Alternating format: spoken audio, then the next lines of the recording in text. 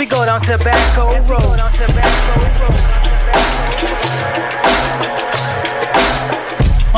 It's time to settle the score. Welcome to the end zone where the veterans war. Hut 1, Hut 2, Hut 3, Hut 4. One of one, you ain't never seen a better rapport. I want it all, the gold nugget, I'm cold-blooded. Rise or fall, my soul love it, I'm so rugged. It's when to go home. Who dares to challenge my throne? I am from NC, and we don't breed nothing but MVPs. You couldn't create a player that could crack my code. Follow the leader as we go down Tobacco Road. Follow the leader as we go down Tobacco Road. Live from Greensboro, North Carolina, and Jameson Stadium at Grimsley High School, it is time for the WCOG and WTOB Triad County Game of the Week kickoff, countdown to kickoff in the fourth round of the NCHSAA High School Football Playoffs. Tonight, we focus in on the 7A West region as the top-seeded and undefeated Grimsley Whirlies play host to the 5-seeded Reagan Raiders. Hello and good evening, everyone. My name is Chase Williams. I'll be bringing you all the action here tonight as these teams battle for a top spot in the regional finals next week. I hope you all had a great Thanksgiving. Happy belated Thanksgiving to everyone, and have shopped your hearts out today, because now it is time for either Grimsley or Reagan to earn a place in the 7A West Regional Final. Last week here on Joe Franks Field, the Grimsley Whirlies jumped on their opponents and the Jack Britt Buccaneers 21-zip before anyone could even settle into their seats.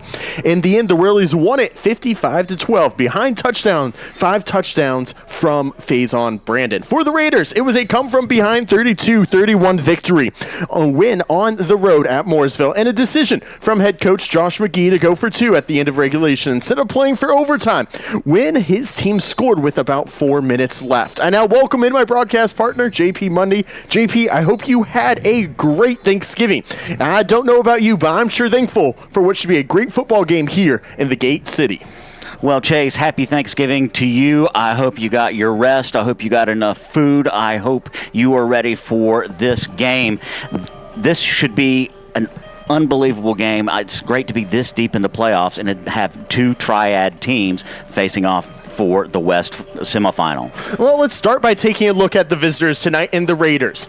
It was a 32-31 victory over Mooresville on the road last week. This was a back-and-forth game. It looked like the Raiders had tied it up with about 4 minutes remaining, but then a false start on the extra point attempt from the Blue Devils led to a change of plans for Reagan. Head coach Josh McGee sent the offense back out there and put trust in senior quarterback Jacob Smith. Smith kept it himself and converted the attempt to put the Raiders up by a point. That ended up being the difference, but also maybe one of the biggest keys to success for Reagan. A year ago, Smith saw his junior season ended early after a torn ACL. The senior was ready at the start of the year, but it wasn't always pretty when it came to the passing game. Smith used his legs for a lot of the years to keep things afloat, but Friday the air game was better. 11 for 18, 146 yards. May not pop off the stat sheet, but it was clean play and, more importantly, big leadership from one of the biggest leaders of this Raiders program. Yeah, I was there at the game. Josh McGee, as soon as that penalty was called, Chase, he did not hesitate and went immediately for 2, and it turned out to be the game-winning play. Jacob Smith, when he came back, he was so grateful and excited to get the season started. It seemed like he spent the first couple of games trying to get back the entire lost season from last season, and I think he has gotten a lot more confident in his teammates, and he's gotten some rhythm.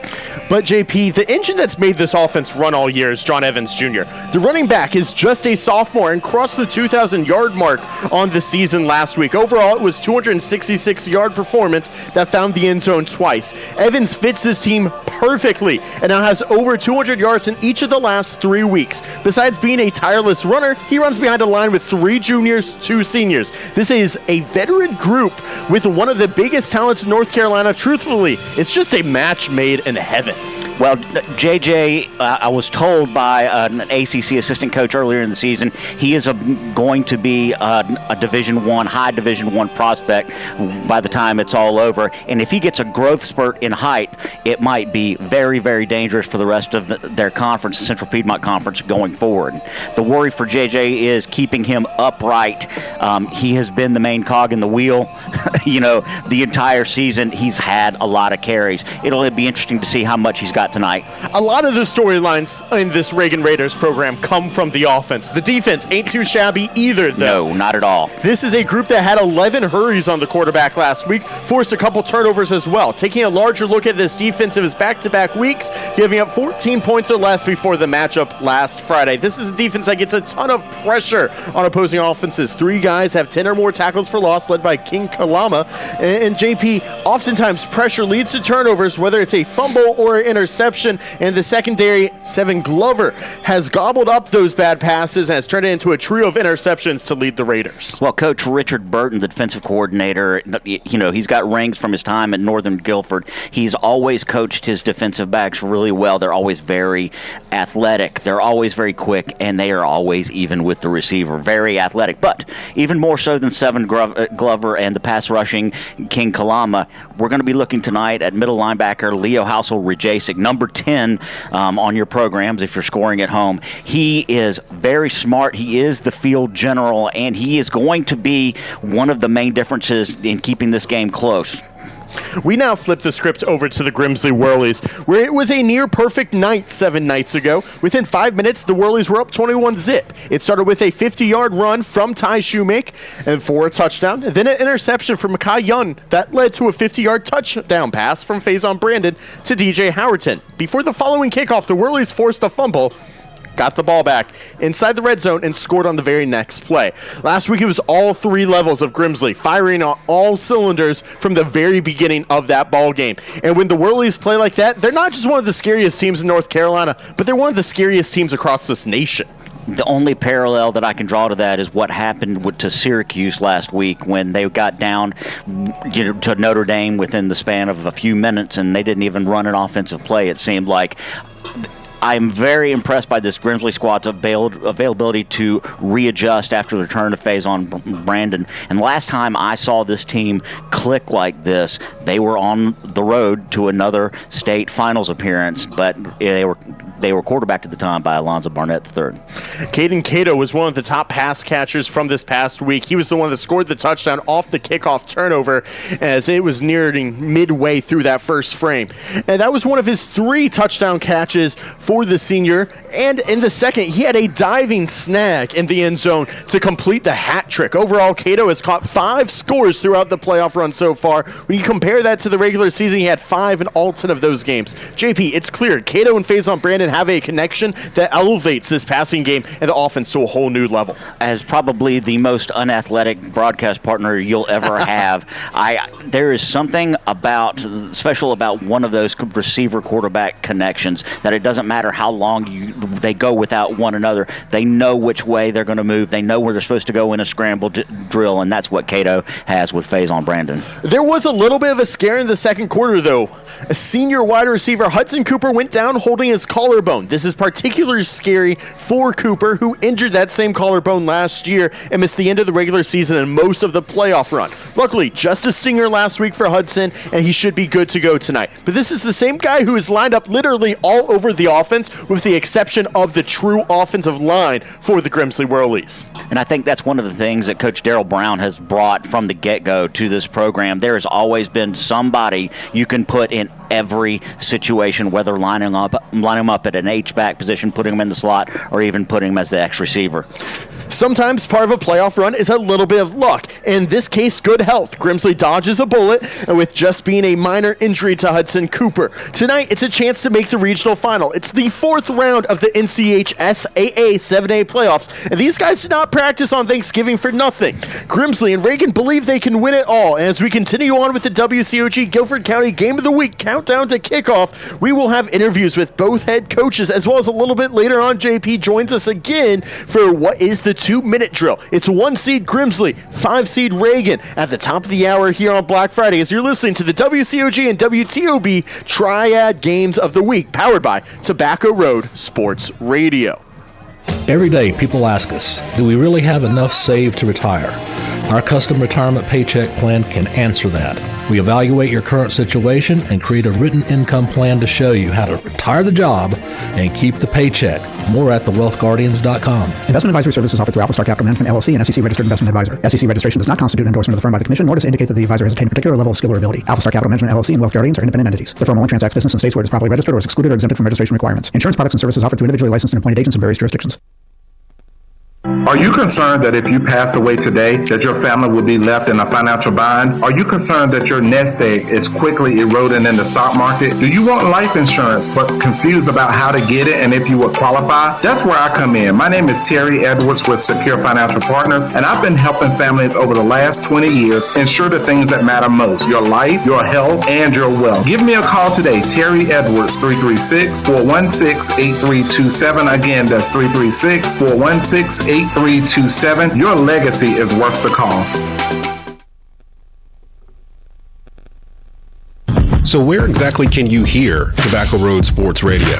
North Carolina, Curtisville, Salisbury, you know what I'm saying? Burlington. I didn't bring you Raleigh, Durham, Greensboro, Charlotte. For the best in live sports debate, live sporting events, and more, tune in to Tobacco Road Sports Radio.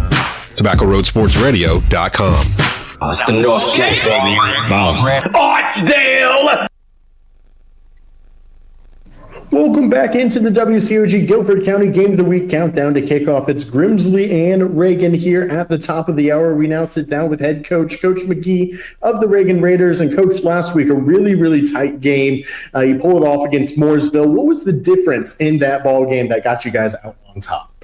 Yeah, just the fight of our guys. It was a 4-quarter fight, and there was a lot of opportunities throughout the course of that game where I felt like either team could have probably just said we'll pack it in and be done after that blow. But it was one of those games where you don't want to see anybody lose, to be honest with you, and just really proud of the fight that our guys displayed for 48 minutes and handled adversity well. And one of the big moving points of that game is the decision in the fourth quarter to go for 2. What went into the call? Was that your call? Did someone else come up with that? What made you guys decide to go for it in that moment instead of deciding possibly to extend that game and risk overtime? Yeah, no, it was my decision. They scored with, I think 4 minutes and 22 seconds on the clock. And, I told the coaches on the headset that, all right, here's the plan. We're going to put a drive together here, go down and score. Then we're going to go for 2 to win the game. I don't think you want to go to overtime in a hostile environment on the road in somebody else's territory. And the issue was we went down and scored on the second play of the drive. So now there's 3 minutes and 35 seconds left in the game. You got all 3 timeouts. So I changed my mind, and I said, no, you know what, let's kick it. Let's play great defense, use our timeouts when we need to, save ourselves some time to go score. And they jumped off sides on the extra point. And at that point, you accept the penalty. It goes to the 1.5. And, with our offensive line, they're screaming for the quarterback sneak. And so when they want something, you usually give it to them. And, that's where we went from there. You bring up the quarterback sneak there, and Jacob Smith's been great all year long. Super talented offense all around. But when we talk about the senior quarterback, he isn't someone – he comes back from injury this year. He's been someone who's really found his groove as of late. I mean, he's had a fantastic senior season as a whole, but really playing some of his best ball, it feels like, here at the most important moments of the season. Yeah, I think early in the year he's trying to do too much. I think he's trying to make up for missing the entire year and, trying to be Superman. And, I think it took us 5 weeks for him to realize, well, that's not who we need you to be. We need you to be yourself. We need you to kind of keep us in good spots. We've ran the football so well. But as of the last, month and a half, I feel like he's really kind of found his groove. And, the unfortunate piece towards the latter end of the year, we dropped some big balls. And for whatever reason, our passing game just never really clicked. But this past week, it came together and at the right time. And he made some huge throws in big moments. And you mentioned the passing game maybe not ever clicking the way you were hoping for throughout the regular season, but one of the big focal points has been the running game, and specifically sophomore back and John Evans Jr. He's been a dog all year long. You take a look at last week, it's 266 yards on the ground, 2 scores. What makes the young guy so special? He's super talented. I think over the last year and a half of kind of being a wide zone back, which is kind of what we major in offensively. I think he's really developed and matured, and he has tremendous vision. You look at him and you wouldn't think that he's a super fast guy, but he's got sneaky speed.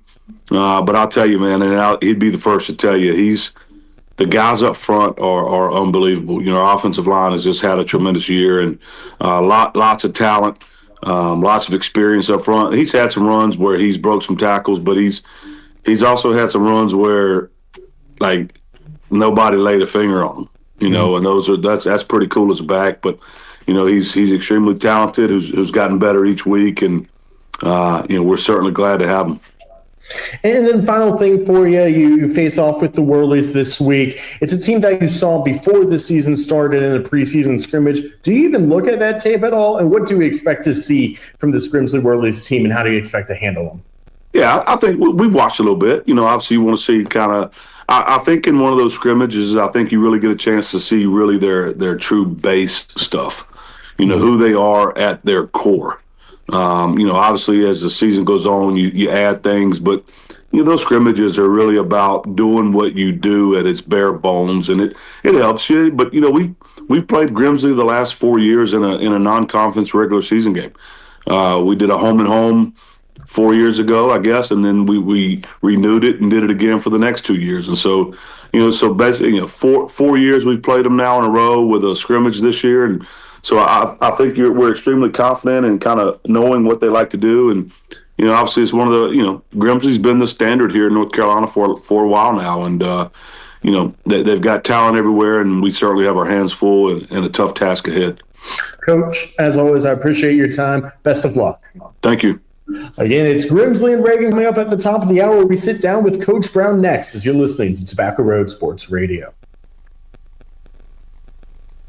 Hey family, this is Sabrina Wingo from Taste of the Triad, right here in Winston-Salem. When you walk through our doors, you're stepping into a place where Southern hospitality meets the best soul food in the Triad. We serve up a wide variety of options every single day in our cafeteria-style setting, from crispy fried chicken, incredible ribs, tender collard greens, to creamy mac and cheese, fresh vegetables, homemade desserts, and sweet cornbread just like Grandma used to make. Whether you're craving classic comfort food or exploring our daily specials, there's always something to make your taste buds dance. And now you can enjoy the taste of the Triad from the comfort of your home. We're on DoorDash. This means our hot home-style meals are just a few taps away. So come see us in person or order online and find out why we're called the best soul food in the Triad. Taste of the Triad, where you can have Sunday dinner anytime. Our address is 4320 Old Walkertown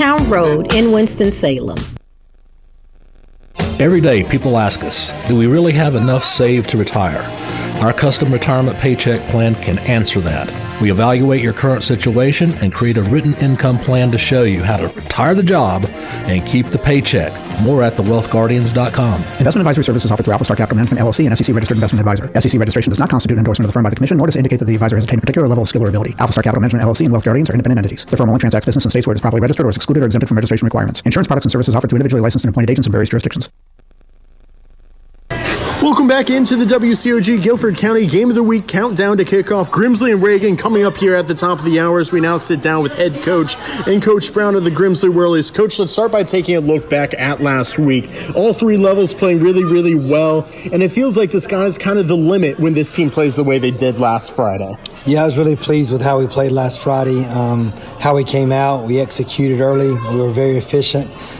Played with tremendous energy and passion, which is something that I had stressed to the guys before the game, and I really thought our guys responded the right way and created the energy on the atmosphere or on the sideline for our guys, and it was just a really well played first half. And this week you get the opportunity to play the day after Thanksgiving. It's always special when a team gets to practice on Thanksgiving and play on that weekend. What's the conversation you've had with the team about this week and what it means to be one of the select three left in the state? Yeah, I mean, it's special to play this weekend. I kind of grew up hearing about, getting your team to Thanksgiving weekend was something that, kind of meant that you were definitely in the running for a championship, and just to kind of the aura around practicing on Thanksgiving Day with your team and being able to kind of like have a Thanksgiving breakfast with them, which we do. So we've been very fortunate to be able to do this the last few years. We don't take it for granted, and we're really looking forward to to playing tonight and just how special the week's been. The opponent this week, the Reagan Raiders, it's a team you saw in the preseason, but it feels like they've grown a lot throughout the year. We take a look at the talent in the backfield specifically. You got a senior running back who's going to be able to play at the next level, and then one of the best running backs in the area. How do you attack this group, and then what's such a dynamic backfield for the Raiders? Yeah, I mean, the running back's playing really well. He understands their scheme, and he does a great job setting up those blocks. He's physical. He has explosive playmaking ability. I mean, he had 2 or 3 runs over 60 yards against Mooresville, and he's playing his best football right now. And then the quarterback is back, and he's healthy, and he's using his legs a lot more now. We all know he could throw the football and has the ability to push it down the field vertically, but now you see him making plays with his legs too, so they're playing really well up front. I think it starts with their offensive line, and those guys are really coming off the ball and kind of setting the tone for them. So they're playing at a high level right now, which everybody is this time of the year if you're still playing, and we know that we got our work cut out for us, and we got to play really well on defense. And then finally for you, last week they got a ton of pressure on the opposing quarterback. There was 11 hurries, 3 sacks. How do you make sure Faison stays up on his feet all night long, protect him the right way? Well, I think we do a good job with our scheme and kind of putting ourselves in positions to, not give up pressures and sacks. But our offensive line's playing well. We got a lot of confidence in them. Faison's got to recognize where the pressure's coming from and make sure he's setting protection right. And then we trust our backs a lot too. They're heavily involved in our pass protection and have done a good job this year. So just getting the ball out of his hands early, not letting him hold on to it too much on back there. But if he gets it out early and gets it to our guys in space, then good things will happen. Coach, as always, thank you so much. Best of luck. All right, thank you, Chase. 2-minute drill next as you're listening to Tobacco Road Sports Radio. Every day, people ask us, do we really have enough saved to retire? Our custom retirement paycheck plan can answer that. We evaluate your current situation and create a written income plan to show you how to retire the job and keep the paycheck. More at thewealthguardians.com. Investment advisory services offered through Alpha Capital Management, LLC, an SEC-registered investment advisor. SEC registration does not constitute endorsement of the firm by the Commission, nor does it indicate that the advisor has attained a particular level of skill or ability. Alpha Capital Management, LLC, and Wealth Guardians are independent entities. The firm only transacts business in states where it is properly registered or is excluded or exempted from registration requirements. Insurance products and services offered through individually licensed and appointed agents in various jurisdictions. So where exactly can you hear Tobacco Road Sports Radio? North Carolina, Kernersville, Salisbury, you know what I'm saying? Burlington. I didn't bring up Raleigh, Greensboro, Charlotte. For the best in live sports debate, live sporting events, and more, tune in to Tobacco Road Sports Radio. TobaccoRoadSportsRadio.com. Austin, North Carolina. Archdale.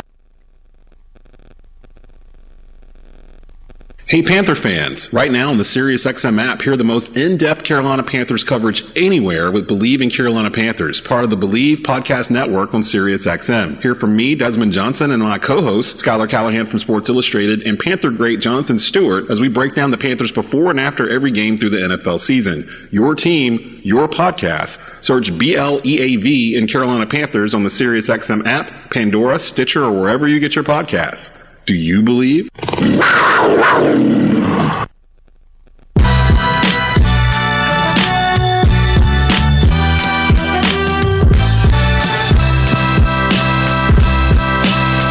Welcome back into the WCOG and WTOB Game of the Week countdown to kickoff as we get closer to kickoff for our playoff matchup between Grimsley and Reagan here in the Gate City. Chase Williams back with you.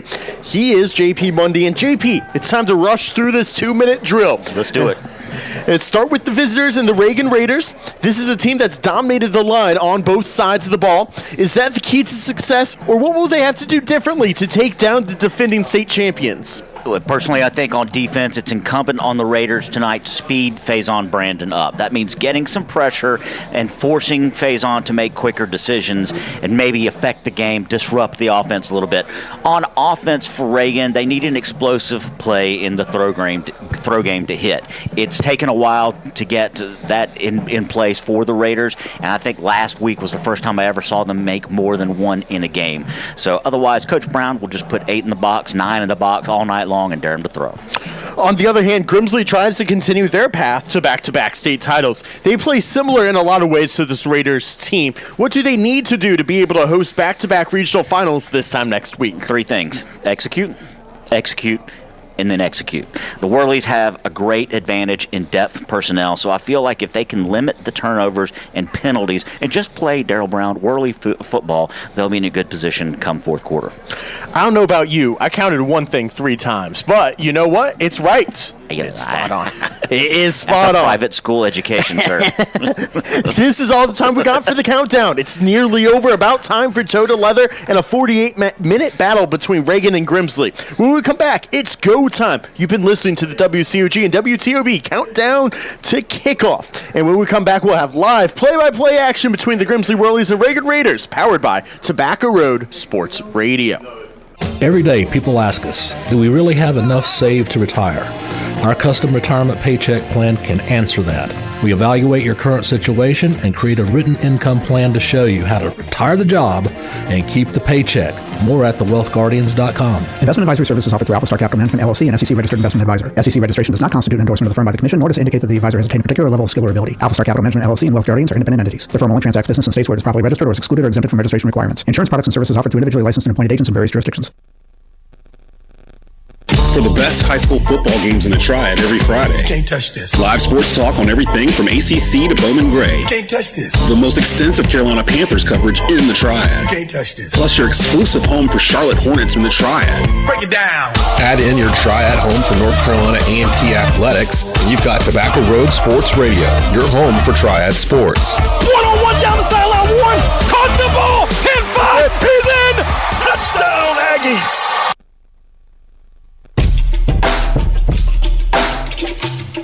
As we go down Tobacco Road.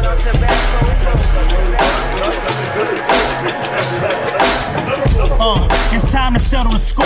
Welcome to the end zone where the veterans war. Hut 1, Hut 2, Hut 3, Hut 4. One of one, ye ain't never seen a better rapport. I want it all, the gold nugget. I'm cold-blooded, rise or fall. My soul love it, I'm so rugged. It's when to go home.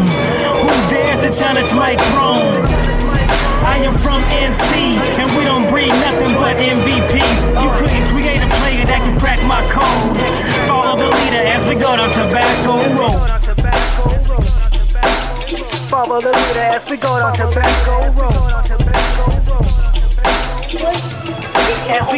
Live across the Piedmont Triad on WCOG and WTOB and across the world on Tobacco Road Sports Radio. It is time for the WCOG and WTOB County Game of the Week. And tonight, it's fourth round action, of the NCHSAA 7A West Regions. 12-0 and top-seeded Grimsley of the Metro Conference plays host to the 5th seed and 10-2 Reagan Raiders out of the CPC. Chase Williams here with you alongside JP Mundy as we run through things. First of all, injury report pretty clean on both sides. No notable injuries on the Whirly side. Anything we should know about on the Raiders side tonight, JP? That's all what you look for here in what is a state quarterfinal matchup. There's a caveat to that, Chase, though. Like I said before, let's keep an eye on number 1 running back, John Evans Jr., because he has gotten so much wear and tear. He didn't look all that great at the end of the game last week. It was 28 carries for over 260 yards. He earned it. He looked better than I would have at that point. Taking a look at the weather, it's cold. Let's just say that. 37 degrees the current temperature. Coin toss for you. Grimsley wins it. They decide to go with the ball. Not typically what they do, but they want to go ahead and prove themselves to start off this Black Friday. Whirlies will be in the blue uniforms. White numbers says Grimsley across the chest. Gray helmets with the Whirly script lettering and gray pants. For the Reagan Raiders, it's black helmets, black pants, and the white jerseys. for them tonight. It should be an absolutely great one. We're glad to have you with us here on this Thanksgiving weekend. I hope you all ate lots of turkey or whatever you like to eat on Thanksgiving. I personally had chicken yesterday. I am not a turkey fan, and it was just me and my mom, and we decided, hey, why not some chicken, some mac and cheese, some green beans, and we had a great time as we got ready for this game. You settled in, did your shopping hopefully today. I may have seen some of you out as I worked my day job, and now we settle in for some playoff football. Your officials led by Joe Sadowski. You got Patrick Shire, Matt Lee, Michael Pierce, Kelly Burkett, John Daughtry, and Dwight Cannon tonight as your crew for this matchup here. Again, the Whirlies to start with the ball after winning the opening toss, something a little bit different.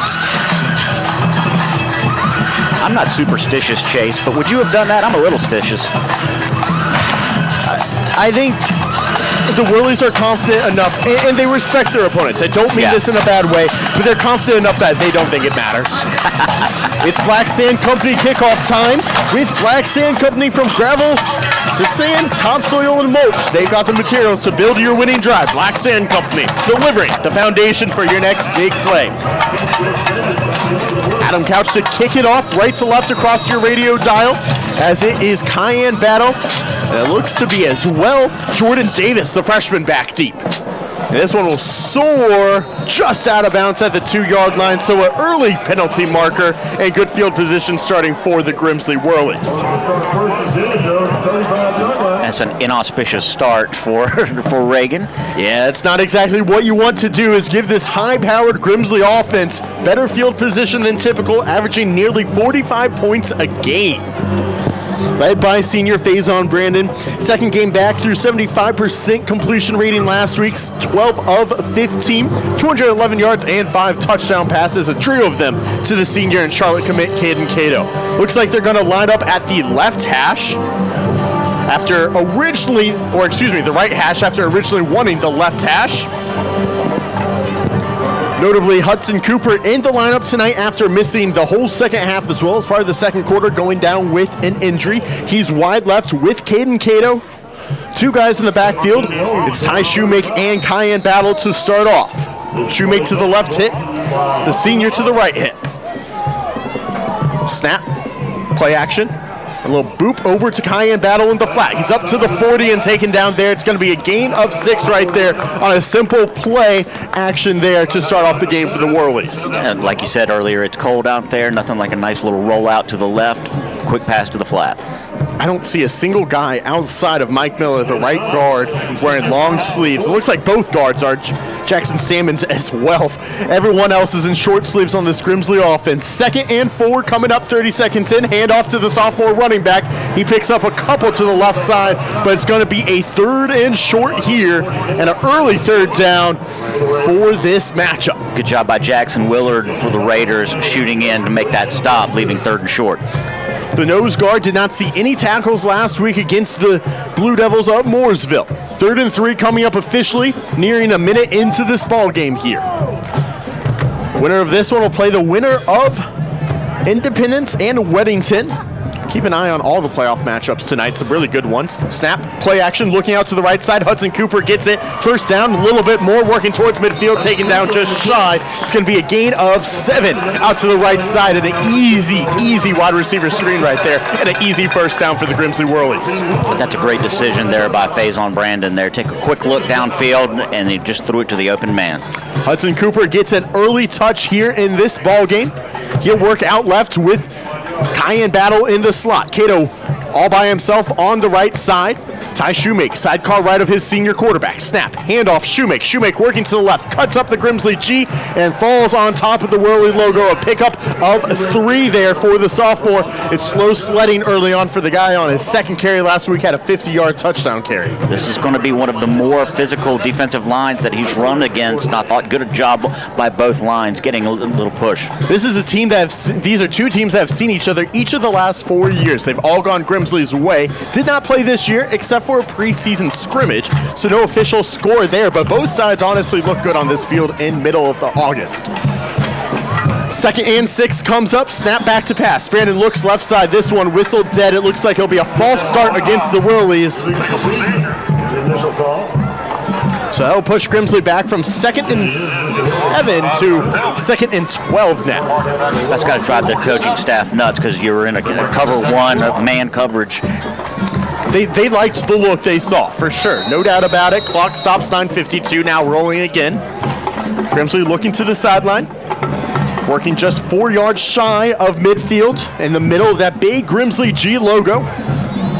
End zone's painted blue for the playoffs. 2 guys wide left. 1 wide out right, it's Cato. Snap, play action, looking left side, battle on the screen, pushing forward. First down and a whole lot more. 35-30, 25-20. It's a foot race and pushed down at the 12-yard line. A massive gain for Cayenne Battle.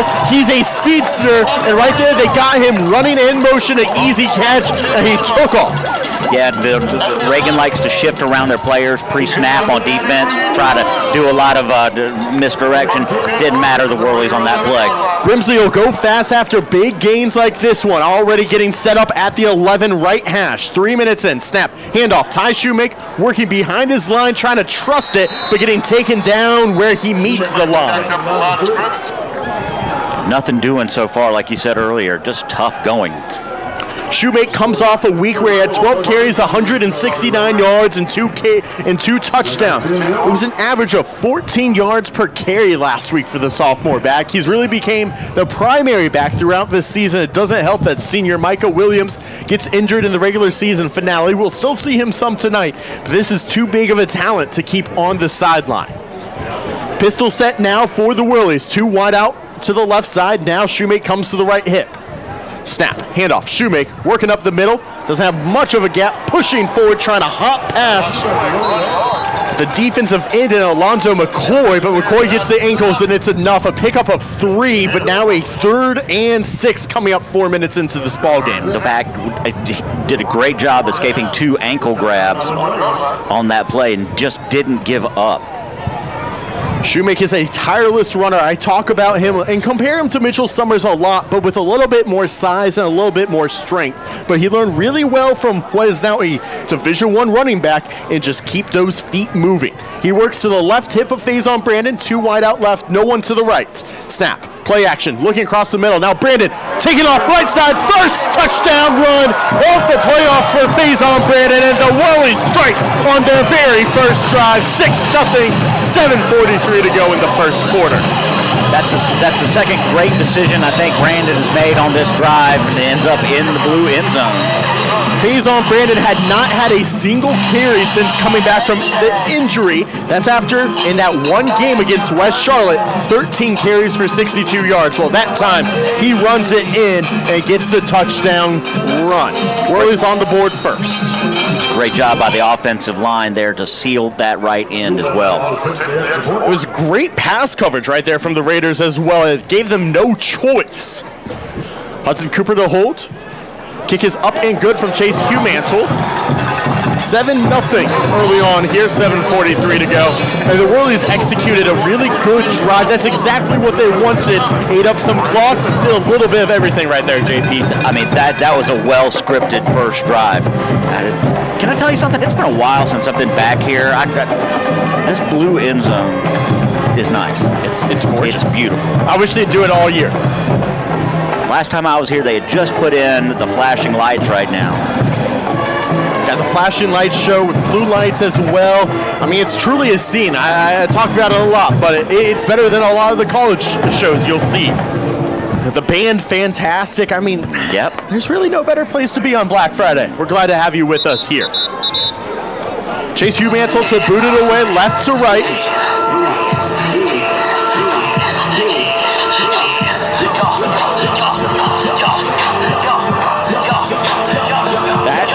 Is a Wagner Appliance touchdown. Wagner Appliance, where every deal is a touchdown. Bet they had some pretty good deals today. I don't know if you got any shopping done. I know I sure did not. We bought a tree and we went home, sir. Hey, you bought the important stuff then.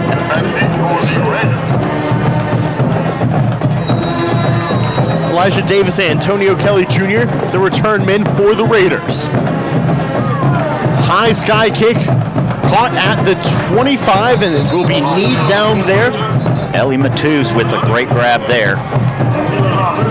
Matoose, one of the H-backs on this squad for head coach Josh McGee, who feels like he's been leading this program forever, and that's one of the biggest compliments you can get in high school football.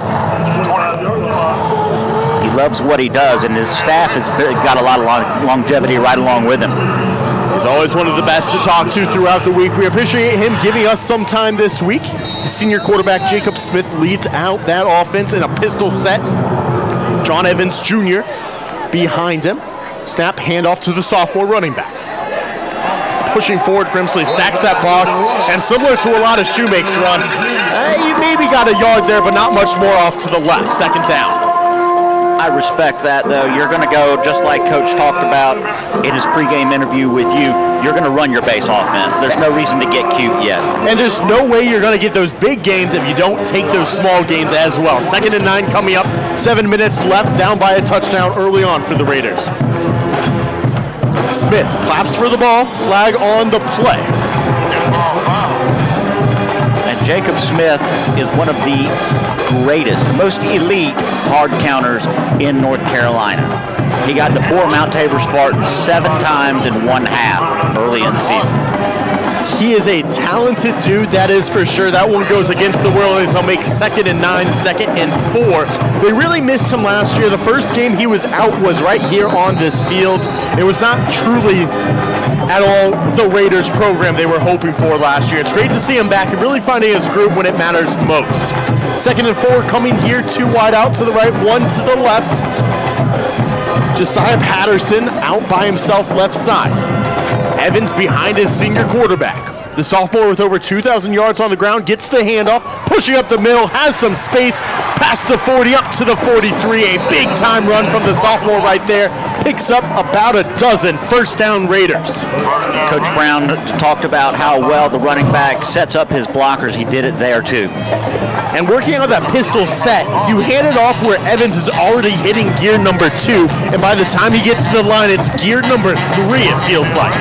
So 1st and 10 coming from the 43-yard line, right on the edge of that midfield logo. They look to the sideline, 2 receivers left side, 1 to the right. H-back crosses right to left across the line. Smith calling for the ball, snap, handoff once again. Evans Jr. up the middle, past midfield, getting pushed down, 1st down and more as Cossie Barnes met him after about 3 yards, but the sophomore just kept on trudging, and the very talented senior couldn't do anything for the Whirlies and Cossie Barnes. This first drive for Reagan is not without its wrinkles. Number 1 is that Ellie Matoose, the H-back, has been in as part of every snap. So now into Grimsley territory on the 45, right between the hashes. 1 receiver left side, a trips formation right off the line to the right. No, excuse me, just 2 backs in front of each other, and then Matoose. Snap, play action. Smith looking downfield, has a man wide open, and just missed right there. It was Carson Bowman they were looking for, the leader in receptions for the Raiders, wide open at the 25. Just couldn't come down with that as he slid in to try to grab it.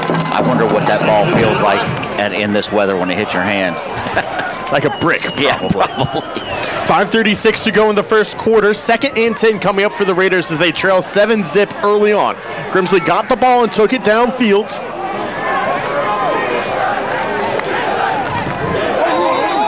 And it's another flag. That'll back them up.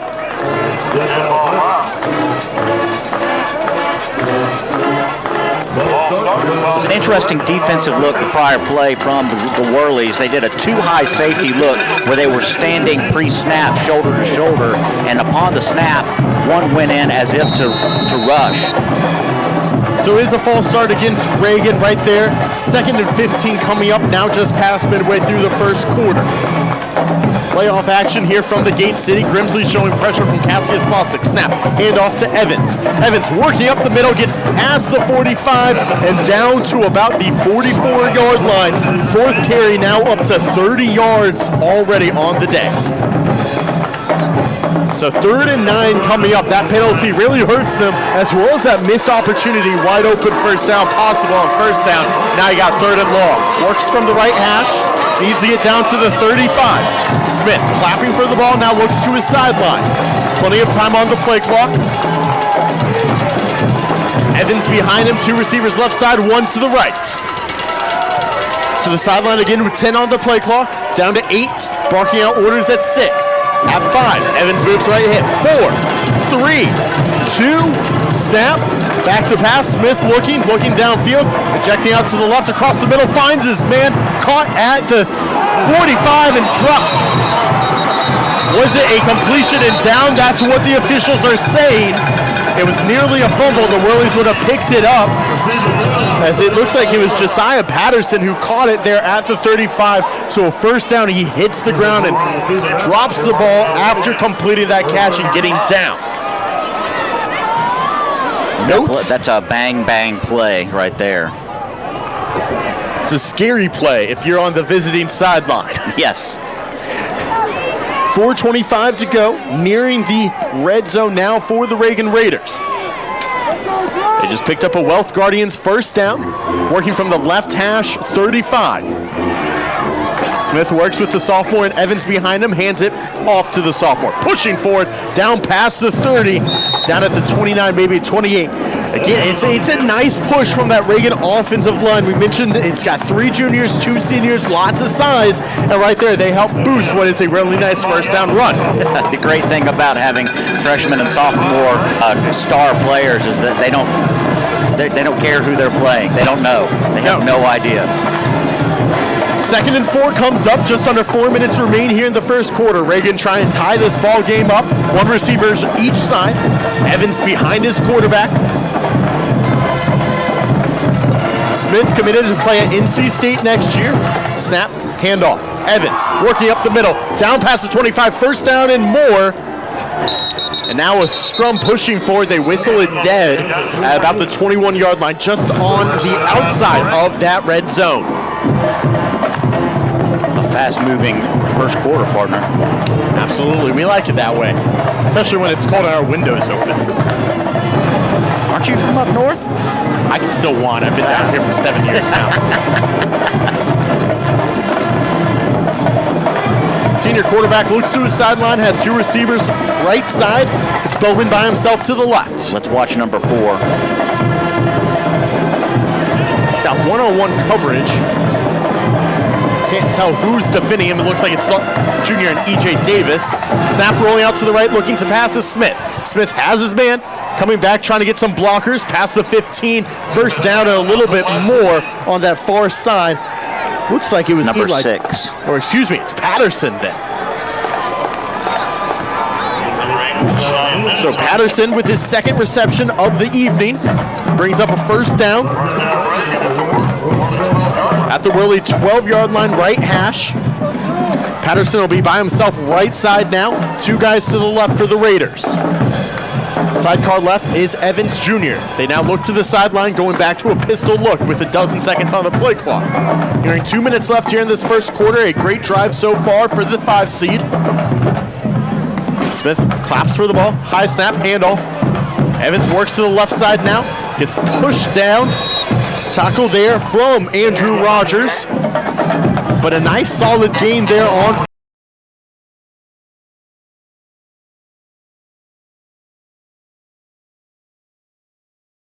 the bench.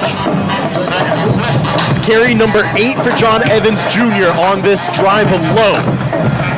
Play number 11. 2nd and 6 coming up here. 2 receivers left, 1 to the right. Evans behind his quarterback. Man and in motion is Davis. Snap, handoff. And going barreling up wide, easy lane to the touchdown for John Evans Jr. as he went to the left side and just cut up the middle. And now Reagan just an extra point away from tying this ball game up. That was the first time we've seen them run Elijah Davis across the formation. You know, that sometimes Reagan will run a pop pass on that play. This time they just give it up to the moneymaker. And they were really good with Davis last week. 5 receptions, over 100 yards, 2 touchdowns. You have to key in on him a little bit. Connor Stone to kick the extra point. It's up, it's good, it's tied with just under 90 seconds left here in this first quarter. Perfect execution from Reagan after perfect execution from Grimsley on offense. And perfectly for us, we now have a fight in Greensboro. It's exactly what we were looking for here on this Black Friday matchup. These two know each other very well in recent memory, and they played some really, really good games. They all ended up going the same way, but there were a lot of games. Both coaches talked to me throughout the week where it was that fourth quarter, you did not know which way it was going to go. And early on, it feels that way. A great start from Reagan, and they were calm, they were patient, and they didn't rush themselves. That's all very important, because that's stuff that the playoff opponents here at Jameson Stadium haven't been able to do in the first two matchups. 2 offensive drives, and each drive has been just a base offense, what you do best. It's just great foreshadowing for what's hopefully to come. And JP, I feel like there's a little bit of a benefit for Reagan here because they've seen Grimsley and they know what to expect. Compared to those first two opponents, it was the first ever matchup for Wes Cabarrus and Jack Britt. I think Jack Britt, as that's a touchback there on the kickoff, probably in a lot of ways almost as talented as this Reagan team. They may not have a John Evans Jr., but they had some great running game. But they didn't ever have experience against a Grimsley squad, and they came in here and they were shocked early on. Reagan knows how to take a punch from Grimsley. Reagan knows how to compete with Grimsley, and they've shown it early on. Now the question is, can the defense get a stop here on the second drive? Yeah, one of the things Josh McGee for Reagan does not like to do is coach energy. He says if he's coaching energy, doesn't have a great ball club, and he doesn't have to do that with this group. Brandon has Shoemake to his right hip. It's Cato one-on-one to the left side. 2 receivers right side. The tight end also lined up, to the left as a wideout, and DJ Howardson, the Rutgers commit. Snap, back to pass. Brandon ejecting to the right quickly, trying to get away from pressure. Throws it. Hudson Cooper completes it. Nope, dropped as he goes to the ground at the 25. And there's number 10, Leo Housel-Rejasic. He came off the end, blitzing this time. They lined up on the line of scrimmage and took off after Brandon. Rejasic, fantastic. I mean, you mentioned it early on, kind of the motor that moves this defense in a lot of ways, and chasing down Faison Brandon. That's not one that many can do. Typically, when Brandon does that loop out to one side, he's able to get away. He had to throw that one because he was going down if not. Rajasic still didn't. I think he may have brushed his shirt. I think that's about as close as you can get. Touching Faison Brandon's jersey is impressive for a defender. Back to pass, 2nd and 10, rolling out to the right. This one organized. Now taken up off the middle and going down at the 24. It's a pickup of 4 to the right side, and that's really the first major hit Brandon has taken since coming back. That's 2 carries for him. Done through the first 2 playoff games. Both of those on just little pressures that were immediately meant to be passes, but quickly a 3rd and 5 situation just under a minute to go in this tied up ball game at 7. 1-on-1 coverage for Cato, right side, 3 receivers to the left. Shoemake, left hip of his quarterback. Brandon looks to the sideline with 8 on the play clock. Barks out a couple orders, now at 4, now at 3. Snapped at 2, rolling out to the left, now looking back to the right. Finds Cato on a screen, and just clobbered right away. Great execution, and it's Lakota Fisher, the outside linebacker, that greets the senior, and it's going to be an early punt from the Grimsley Whirlwinds. That was just great recognition from the Reagan linebacking core. I think that's just a matter of seeing it before on film. Grimsley loves working those plays, but that time the execution did not work out. Raiders have 2 back deep. Chase Humantle to punt it away, but not before the end of the first quarter. Oh, nope, they whistle it dead after it hit 0. They try to snap it as it hit 0. But with that, it's a quarter down and a 7-7 ball game. Both offenses execute very well on their first drive. Reagan gets the stop on the second drive. Grimsley will punt things back to the Raiders to start the second quarter when we come back on Tobacco Road Sports Radio. Every day, people ask us, do we really have enough saved to retire? Our custom retirement paycheck plan can answer that. We evaluate your current situation and create a written income plan to show you how to retire the job and keep the paycheck. More at thewealthguardians.com. Investment advisory services offered through Alpha Star Capital Management LLC, an SEC registered investment advisor. SEC registration does not constitute endorsement of the firm by the Commission, nor does it indicate that the advisor has attained a particular level of skill or ability. Alpha Star Capital Management LLC and Wealth Guardians are independent entities. The firm only transacts business in states where it is properly registered or is excluded or exempted from registration requirements. Insurance products and services offered through individually licensed and appointed agents in various jurisdictions. This is Miles Bridges of the Charlotte Hornets, and you're listening to Tobacco Road Sports Radio, your home for the Charlotte Hornets and the Triad.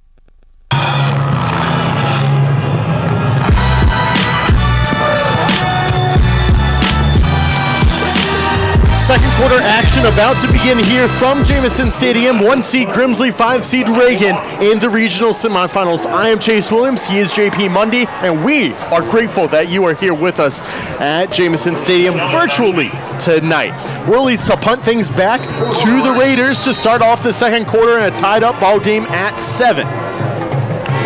Reagan showing a little bit of pressure. Some of it backs off. Clean spiraling punt from Hugh Mantle.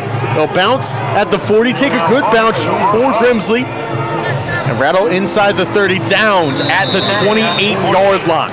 So that's where Jacob Smith, John Evans, and this Reagan Raiders crew will take over. Perfect execution on that first drive. 8 carries, 53 yards, and a touchdown from the sophomore running back, JP. I mean, it's easy. Feed the beast. It's something Grimsley has done in past years, and now Reagan's got one for the next few, it looks like. It's going to be interesting to see if Josh McGee will continue to hand the ball off or if he tries to put it up in the air a little bit more in this first drive of the second quarter. Starting on the right hash, 28-yard line for the Raiders. 11:49 to go here in the second quarter of a tied ball game. Man in motion, handoff to Evans, similar to that touchdown play, going up the middle and picking up about 5 right there. A nice solid run from John Evans Jr. And it looks like the coaching staff for Reagan may have found at least a temporary solution to gaining yards on the ground. They're exploiting a hole, it looks like, on the left side. Yeah, they're finding a pretty decent hole. A little bit of a change on the defensive side. Tristan Wardlaw back in the rotation after being injured the past few weeks. Tristan wearing 78 tonight instead of his usual 39. Run up the middle once again, first down and more. Gets away from the first tackler, past midfield, roaring to Grimsley territory and down at the 41. John Evans Jr. may just be a sophomore, but he looks like a grown man out there.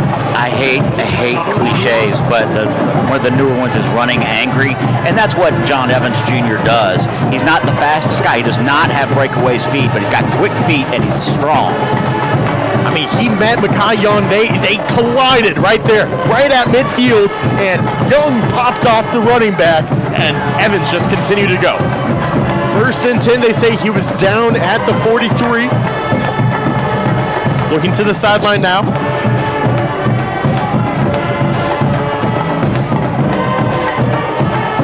Smith claps for the ball. High snap, handoff to Evans Jr. once again.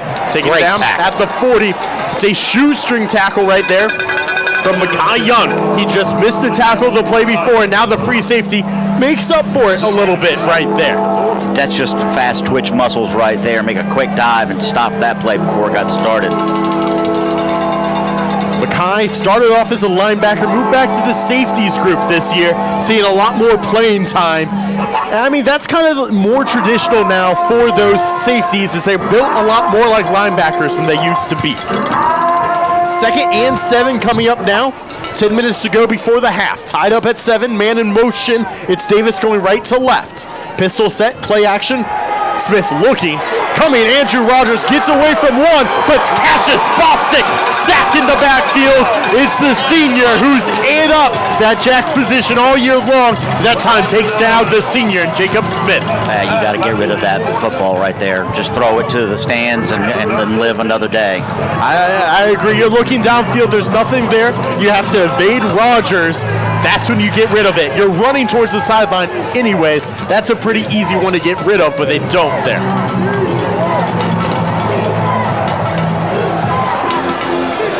The freshman Caleb Smith in at running back here for this 3rd and 13. 3 minutes into the second. Out of the pistol. The brothers in the backfield. sight to see here on Black Friday, and now a timeout from the Raiders. Coach McGee uses his first and a crucial third down coming near midfield. They'll need to get down to that 33-yard line. It'll be 3rd and 13, 9 minutes to go, tied up at 7. We'll take a break here at the WCOG and WTOB Games of the Week, powered by Tobacco Road Sports Radio. Every day, people ask us, do we really have enough saved to retire? Our custom retirement paycheck plan can answer that. We evaluate your current situation and create a written income plan to show you how to retire the job and keep the paycheck. More at thewealthguardians.com. Investment advisory services offered through Alpha Star Capital Management, LLC, an SEC-registered investment advisor. SEC registration does not constitute endorsement of the firm by the Commission, nor does it indicate that the advisor has attained a particular level of skill or ability. Alpha Star Capital Management, LLC, and Wealth Guardians are independent entities. The firm only transacts business in states where it is properly registered or is excluded or exempted from registration requirements. Insurance products and services offered through individually licensed and appointed agents in various jurisdictions.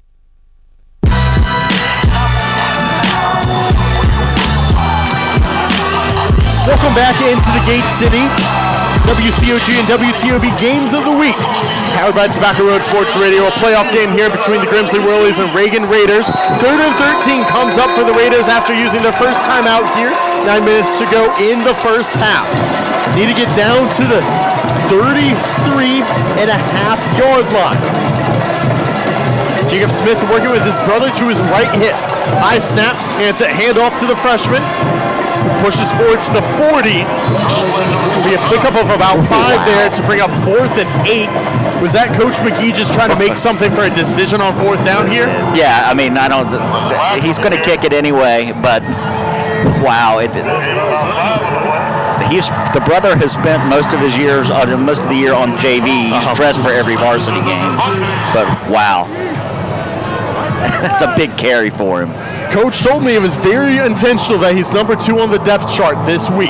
He gets an early carry in this one. Oh, no. A dropped snap from the punter in Spencer Lundquist. He gets it away anyways. A decent punt that'll bounce inside the 20, past the 15, down at the 13. Maybe he rolls to the 12. Who's blowing on that ball? It's number 8. Wardlow. No. Josiah Minich. So now Faison Brandon and company come out after a 3-and-out. So both teams see great execution on drive number 1. Don't quite get things done on drive number 2. Let's see what the Whirlies can do here. Faison Brandon 4-5 on the evening, 57 yards. Shoemake though, 4 carries, 8 yards, only averaging 2 per carry.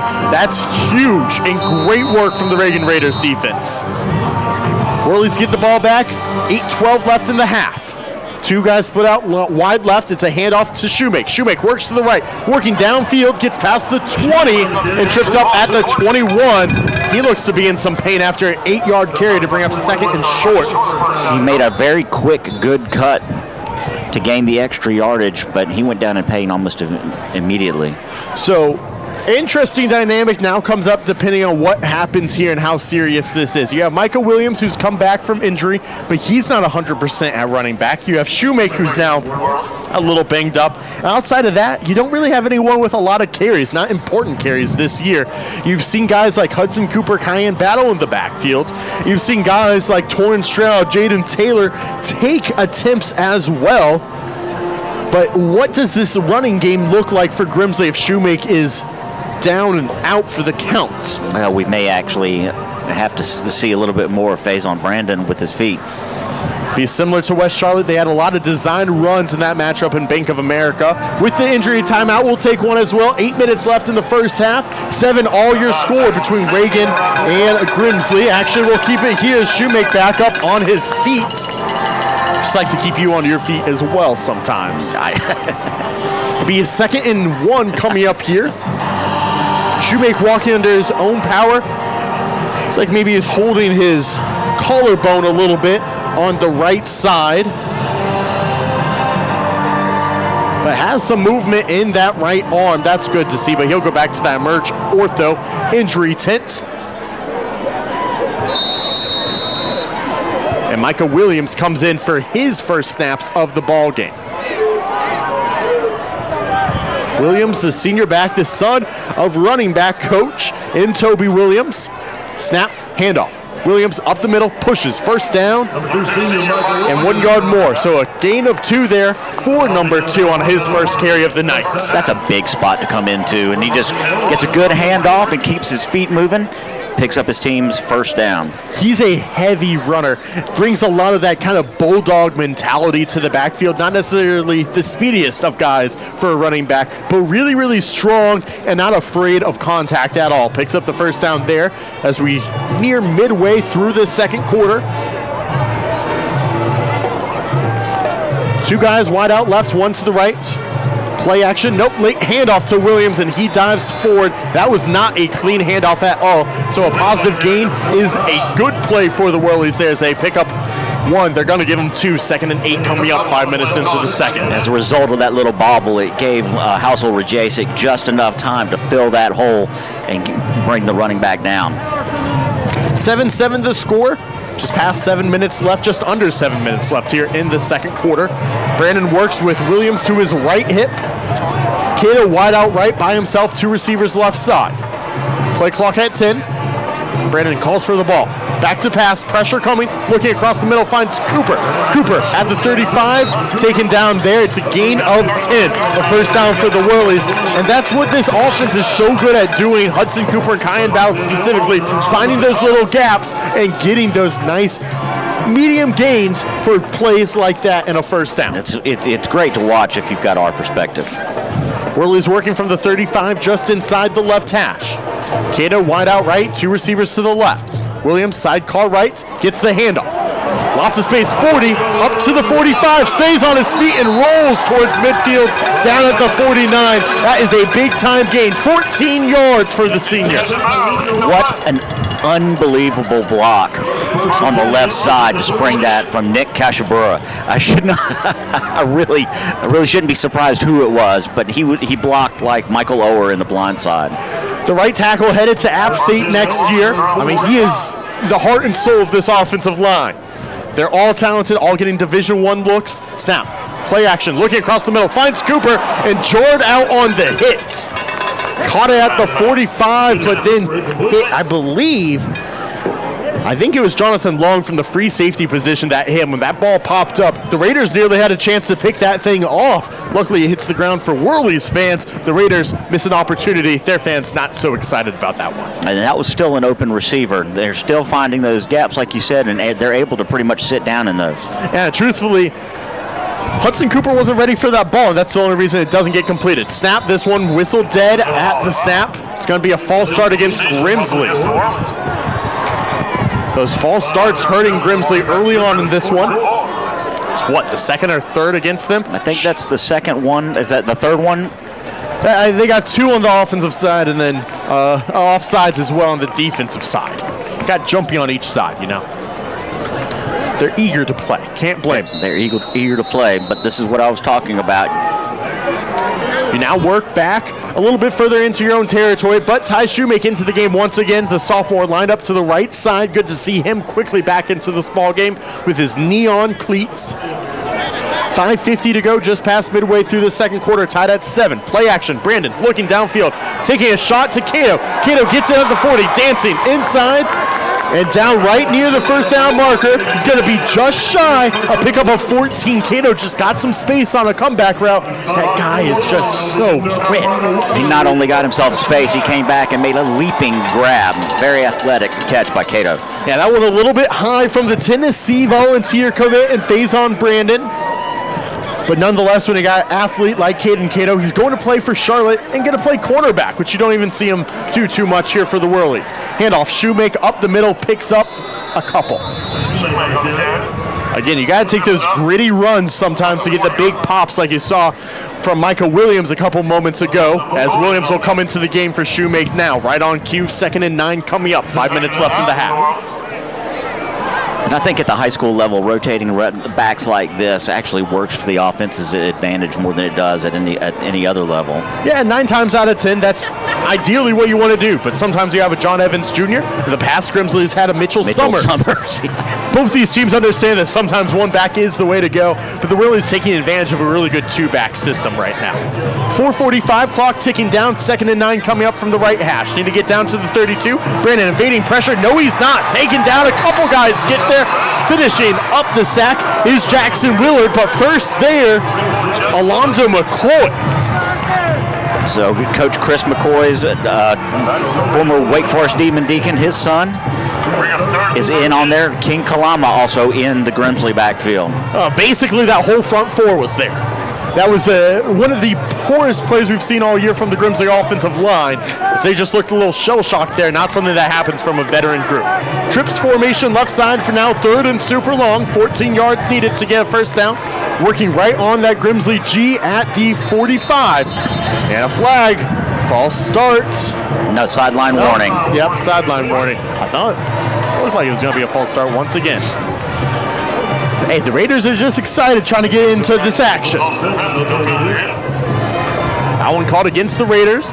No movement there on the play. It'll still be 3rd and 14 coming up here with just under 4 minutes remaining before halftime. Wealth Guardians halftime report coming up. Whirly's trying to convert currently a Wealth Guardians first down. Got to pay the bills, JP. Trips formation left side. Cato by himself to the right. Snap back to pass. Brandon looking. Across the middle, has Howardson wide open, 25-20, diving down at the 18. How do you leave the tight end at 6'4", 240, wide open in the middle of the field? Nobody knows, but Whirlies take advantage of it, and a big-time first down for DJ Howardson in this Grimsley offense into the red zone now. Miscommunication in the defensive backfield. It ends up 1st and goal from the red zone for the Whirlies. But once again, Reagan got pressure on Faison Brandon. 1st and 10 from the 18, right hash currently. Snap, handoff, Williams, the senior, cutting up the middle now after going left side, falls forward to the 15. The clock just keeps on ticking. Interesting first half for us. We got a Whirly down. And it's Nick Cashabera, the big the right tackle that we just gave props to, headed to App State next year. Big time athlete for this squad, does so much for this O-line. Not at all what the Whirlies want to see. As they take a look at him, we'll take a break, 3:26 to go. We hope to have a good update for you here, just a minute, and good health. Again, 7-7 the score between Reagan and Grimsley here on your WCOG and WTOB Game of the Week, powered by Tobacco Road Sports Radio. Every day, people ask us, do we really have enough saved to retire? Our custom retirement paycheck plan can answer that. We evaluate your current situation and create a written income plan to show you how to retire the job and keep the paycheck. More at thewealthguardians.com. Investment advisory services offered through Alpha Star Capital Management, LLC, an SEC registered investment advisor. SEC registration does not constitute endorsement of the firm by the Commission, nor does it indicate that the advisor has attained a particular level of skill or ability. Alpha Star Capital Management, LLC, and Wealth Guardians are independent entities. The firm only transacts business in states where it is properly registered or is excluded or exempted from registration requirements. Insurance products and services offered through individually licensed and appointed agents in various jurisdictions. For the best high school football games in the Triad every Friday. Can't touch this. Live sports talk on everything from ACC to Bowman Gray. Can't touch this. The most extensive Carolina Panthers coverage in the Triad. Can't touch this. Plus your exclusive home for Charlotte Hornets from the Triad. Break it down. Add in your Triad home for North Carolina A&T Athletics, and you've got Tobacco Road Sports Radio, your home for Triad sports. One-on-one down the sideline. One. Caught the ball. 10-5. He's in. Touchdown, Aggies.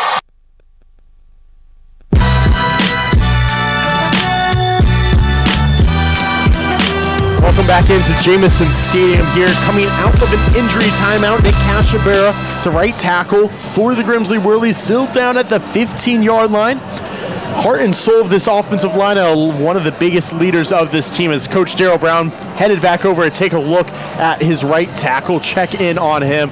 But now been down for 2.5 minutes or so. This is not good as he comes up hobbling a little bit. He's in a lot of pain. I mean, this is a big man. 6'4" senior, 285 pounds. He's a tough guy, so you know if he's on the ground for that long and limping the way he is, he's in a whole lot of pain. Not at all what you want to see in a regional semifinal matchup like this one, as he leans on his coach to get to the sideline. Heartbreaking stuff for this Grimsley offense. Shouting to his teammates in the offensive huddle. Should be the sophomore Jamar Smith coming in at right tackle here. And it will be.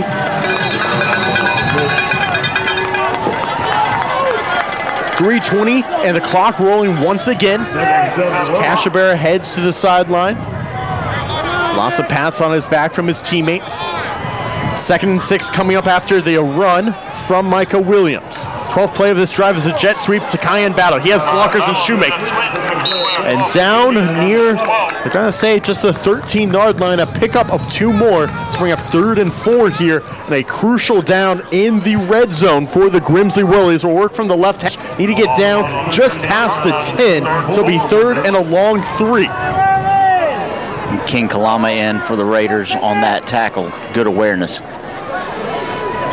Whirlies work with 2 receivers right side. Battle at H-back to the right, tight end to the left, and DJ Howerton. Shoemake, sidecar right of his quarterback. Faison Brandon calls for the ball, hands it off to the sophomore. Shoemake dancing forward, won't have the first down. He's taken down at the line of scrimmage. Great effort from the defense there from the Reagan Raiders. Well, they've kind of bowed up once the Whirlies made their entry into the red zone. So Coach Brown deciding to go for points. Chase Hugh Mantle will come out for the field goal attempt. This one going to be a 30-yarder from the left hash. I believe this is Grimsley's first field goal attempt of the year. What? They don't kick field goals. They score touchdowns. Hugh Mantle, a talented kicker. 1:45 on the clock. Snap, good hold. Kick is up, and it is good just over the left pylon there. And 10-7, your new score with just over a minute and a half remaining. Whew, that was a close one right there. Yeah, the Reagan special teams is quite adept at breaking through and at least having a chance to get a hand on it. I thought I heard you say something. That was the first Grimsley field goal attempt of the year. I can't think of another one. I keep pretty close track of their stats. 1 for 1. That's something. That's a Madden challenge. That's a college football 26 challenge. So 10-7, your new score. 103 seconds for the Raiders offense to work with here, possibly. Overall, feels like a win. Grimsley gets down inside the red zone, and for the Raiders, they hold them to just 3. That's something Grimsley doesn't often go to, but that also shows the importance of this game. Coach Brown deciding to go for points here late in the first half. We'll see once the Raiders get started if it's a whole bunch of John Evans Jr. 11 carries, 81 yards on the night so far. End-over-end kick into the end zone, touchback. Raiders trail by a field goal late in the first half here.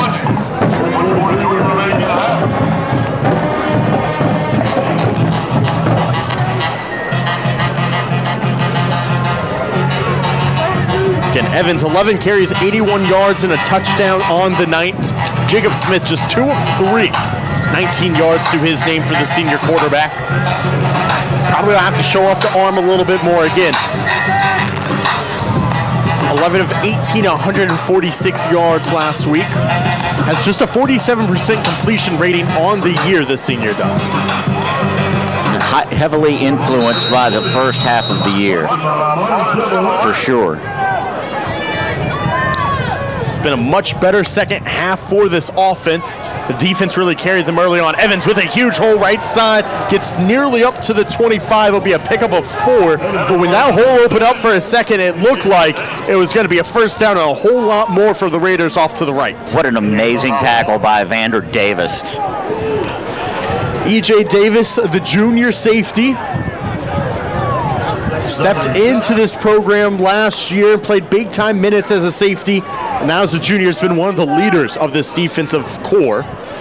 Minute 10 left in the game, or in the half, excuse me. 2nd and 6. Working from the right hash, needs to get up to the 30. Grimsley, some movement on the line. High snap. Handoff, Evans. Evans gets bursting. towards the 30. Looks like he'll be right at that first down marker, but Coach McGee gets the ball to start the second half, and he doesn't look to be interested in taking any risks here to end the first. Under a minute remaining here. 1st and 10 coming up. 48 seconds on the clock left, and Raiders not really in a massive rush at all. A faux clap there from Smith. Now barking out some orders. 35 left in the first half. Seconds, that is. Snap, handoff, Evans Jr. up the middle once again. Nasir Crawford and a gaggle of whirlies there after about 4 yards. And that's really the first stone wall that Evans has seen all night. Since the first play, for sure. 2nd and 6, don't have to snap it again, and I don't think Reagan really has any interest in taking a risk here. So look to the sideline with the game clock at 5, at 4, at 3. Let's go to half, JP. It's a great first one that we've had so far. This is the type of battle you sign up for here on Black Friday. Couldn't ask for better football. Unbelievable. 24 minutes in, we'll have all the stats for you. We'll get you an eye on that Independence and Weddington game, as well as, I don't know if you know, but Hough and West Charlotte going at it in the regional finals in the 8A side of things. That one should be really good down in Charlotte. We'll keep you up to date, get you set for the second half and more. Wealth Guardians halftime report next. Grimsley leads it after 24 minutes, 10-7 over Reagan here in the 4th round of the NCHSAA playoffs on Tobacco Road Sports Radio. Every day, people ask us, do we really have enough saved to retire? Our custom retirement paycheck plan can answer that. We evaluate your current situation and create a written income plan to show you how to retire the job and keep the paycheck. More at thewealthguardians.com. Investment advisory services offered through Alpha Star Capital Management, LLC, and SEC Registered Investment Advisor. SEC registration does not constitute endorsement of the firm by the Commission, nor does it indicate that the advisor has attained a particular level of skill or ability. Alpha Star Capital Management, LLC, and Wealth Guardians are independent entities. The firm only transacts business in states where it is properly registered or is excluded or exempted from registration requirements. Insurance products and services offered through individually licensed and appointed agents in various jurisdictions. So where exactly can you hear Tobacco Road Sports Radio? North Carolina, Kernersville, Salisbury, you know what I'm saying? Burlington. I didn't bring up Raleigh, Greensboro, Charlotte. For the best in live sports debate, live sporting events, and more, tune in to Tobacco Road Sports Radio. TobaccoRoadSportsRadio.com. It's the North Gate, baby. Archdale. Welcome to Bobo's Deli and Grill in Winston-Salem. Come enjoy the game day vibe or relaxing meal outside on our newly renovated patio. At Bobo's, we serve more than just great food, we serve our neighbors. Quick, friendly service every time. And with football here, try our event catering. Whether it's game day, school events, or family celebrations, Bobo's caters for any size group. Bobo's Deli and Grill, 3478 Robin Hood Road in Winston-Salem. Hey family, this is Sabrina Wingo from Taste of the Triad, right here in Winston-Salem. When you walk through our doors, you're stepping into a place where Southern hospitality meets the best soul food in the Triad. We serve up a wide variety of options every single day in our cafeteria-style setting, from crispy fried chicken, incredible ribs, tender collard greens, to creamy mac and cheese, fresh vegetables, homemade desserts, and sweet cornbread just like Grandma used to make. Whether you're craving classic comfort food or exploring our daily specials, there's always something to make your taste buds dance. And now you can enjoy the taste of the Triad from the comfort of your home. We're on DoorDash. This means our hot home-style meals are just a few taps away. So come see us in person or order online and find out why we're called the best soul food in the Triad. Taste of the Triad, where you can have Sunday dinner anytime. Our address is 4320 Old Walkertown Road in Winston-Salem. Looking to buy or sell a home in the Triad area? Meet Nikki Rottweiler of Head Realty Group at eXp Realty, a local pro with over 6 years of experience serving Winston-Salem and beyond.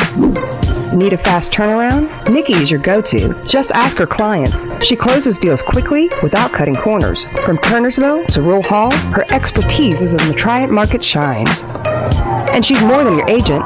Nikki is a proud supporter of local high school athletics, cheering on your local teams and backing your community all the way. Want service with speed, insight, and hometown heart? Call Nikki Rottweiler with Head Realty Group at eXp Realty today, 336-448-9309, and let her open the door to your next home. Hey Panther fans, right now on the SiriusXM app, hear the most in-depth Carolina Panthers coverage anywhere with Believe in Carolina Panthers, part of the Believe podcast network on SiriusXM. Hear from me, Desmond Johnson, and my co-host, Skylar Callahan from Sports Illustrated, and Panther great Jonathan Stewart as we break down the Panthers before and after every game through the NFL season. Your team, your podcast. Search BLEAV in Carolina Panthers on the SiriusXM app, Pandora, Stitcher, or wherever you get your podcasts. Do you believe?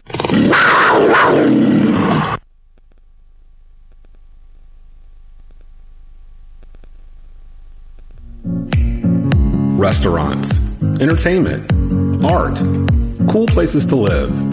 Whatever you're looking for, it's here. Downtown Winston-Salem is a proud sponsor of North Carolina high school sports, and we encourage you to shop and visit downtown. To discover more, visit www.downtownws.com or follow Downtown Winston-Salem on Facebook or Instagram.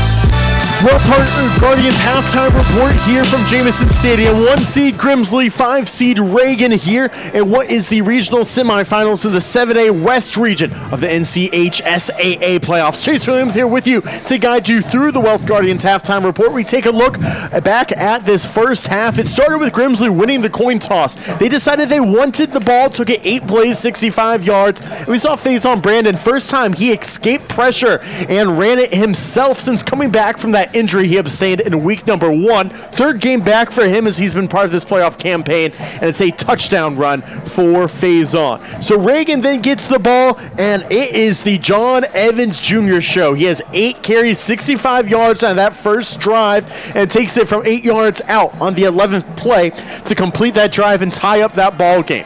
Grimsley got the ball back with about 2 minutes left in that first frame, and a quick 3-and-out, only picked up 5 yards total. They punt it away to start the second quarter. Reagan gets 5 plays out, but could not convert a 3rd and long after some good defensive pressure from the Whirlies. Grimsley gets the ball back, 13 plays, 68 yards later. They end up settling for points, a decision that gives them the lead at the break, 10-7, after a 30-yard field goal from Chase Humantle. Reagan takes 3 plays, 15 yards to end the half. They don't even try because they're going to get the ball back to start the second half. That's kind of a recap of through that first half. Taking a look at some of the personal numbers, starting up with the visiting Raiders. Jacob Smith just 2 of 3, 19 yards. Hasn't thrown it since that first drive at all. Smith also has been taken down for -7 yards on the rushing attempt. His brother, 1 carry, 5 yards for Caleb, the freshman, getting some early action here. John Evans Jr. has been the workhorse.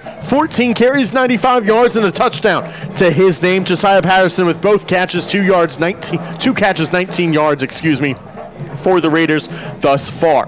Whirly's personal numbers, 8 of 10 for Faison Brandon, just over 100 yards at 109. Ty Shoemake the lead back tonight, 7 carries, 20 yards, but he went down with a bit of an injury during the second quarter. Michael Williams came in, 4 carries, 20 yards to his name, as it's good to see the senior back in some action. 5 yards per carry so far throughout the first half. Brandon also running 3 carries, 6 yards, a touchdown run, as he's been taken down in the backfield once. Caden Cato, 2 receptions, 14 yards, the big one. Cayenne Battle, 3 for 53. DJ Howardson has 1 reception, 25 yards to his name. And Hudson Cooper, 2 catches, 17 yards for the senior as well. So all of the big 4 wideouts for the Grimsley Whirlies getting a reception there in the first half. It's been a defensive fair, though, after 2 really excellent drives from both offenses to start things off, and 2 great head coaches. You have Coach Brown, who's been here for a decade. You have Coach McGee, who's been here for over a decade.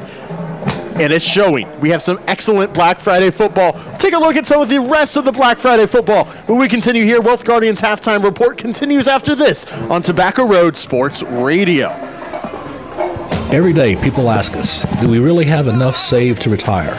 Our custom retirement paycheck plan can answer that. We evaluate your current situation and create a written income plan to show you how to retire the job and keep the paycheck. More at thewealthguardians.com. Investment advisory services offered through Alpha Capital Management LLC, an SEC registered investment advisor. SEC registration does not constitute endorsement of the firm by the Commission, nor does it indicate that the advisor has attained a particular level of skill or ability. Alpha Capital Management LLC and Wealth Guardians are independent entities. The firm only transacts business in states where it is properly registered or is excluded or exempted from registration requirements. Insurance products and services offered through individually licensed and appointed agents in various jurisdictions.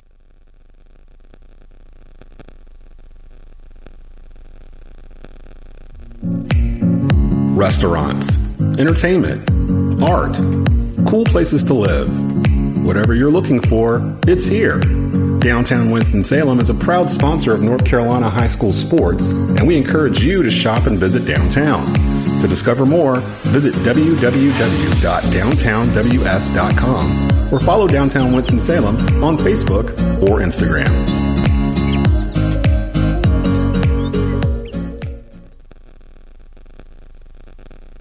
Are you concerned that if you passed away today, that your family will be left in a financial bind? Are you concerned that your nest egg is quickly eroding in the stock market? Do you want life insurance but confused about how to get it and if you would qualify? That's where I come in. My name is Terry Edwards with Secure Financial Partners, and I've been helping families over the last 20 years ensure the things that matter most: your life, your health, and your wealth. Give me a call today, Terry Edwards, 336-416-8327. Again, that's 336-416-8327.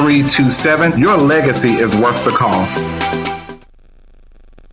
Hey Panther fans, right now on the SiriusXM app, hear the most in-depth Carolina Panthers coverage anywhere with Believe in Carolina Panthers, part of the Believe podcast network on SiriusXM. Hear from me, Desmond Johnson, and my co-host, Skylar Callahan from Sports Illustrated, and Panther great Jonathan Stewart as we break down the Panthers before and after every game through the NFL season. Your team, your podcast. Search BLEAV in Carolina Panthers on the SiriusXM app, Pandora, Stitcher, or wherever you get your podcasts. Do you believe? Hey family, this is Sabrina Wingo from Taste of the Triad, right here in Winston-Salem. When you walk through our doors, you're stepping into a place where Southern hospitality meets the best soul food in the Triad. We serve up a wide variety of options every single day in our cafeteria-style setting, from crispy fried chicken, incredible ribs, tender collard greens, to creamy mac and cheese, fresh vegetables, homemade desserts, and sweet cornbread just like Grandma used to make. Whether you're craving classic comfort food or exploring our daily specials, there's always something to make your taste buds dance. And now you can enjoy the Taste of the Triad from the comfort of your home.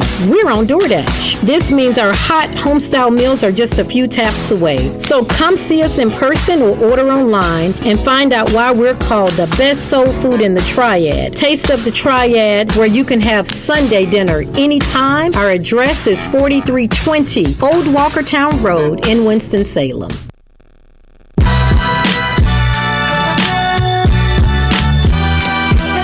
Halftime continues here from the Gate City. Grimsley leading Reagan's 10-7 at the break. Chase Williams here with you as we continue on the Wealth Guardians halftime report. Time to take a look at some scores from across the state and the general area. The winner of this one will play the winner of Weddington and Independence in the regional final. That one currently Big Dub leading at 7-3, a halftime score over Independence and the Patriots currently. On the other side of the bracket, the other one seed, Cardinal Gibbons leading 3-0 over Gardner. That one also a halftime score. All these coming from Max Preps. I'm going to assume they're correct, but sometimes people like to mess with things. Grimsley, quote-unquote, lost a game in the playoffs last year, 95-3, according to Max Preps for a bit. So it's a terrible game. Terrible game. Take it with a grain of salt sometimes. Clayton leads 21-7 over Southeast Raleigh. Currently about a minute left in the first half there. As we take a look at some of the local teams, Northern Guilford over Ashbrook, 31-0. That's what OT's got too. Quarter. That's a crazy score there.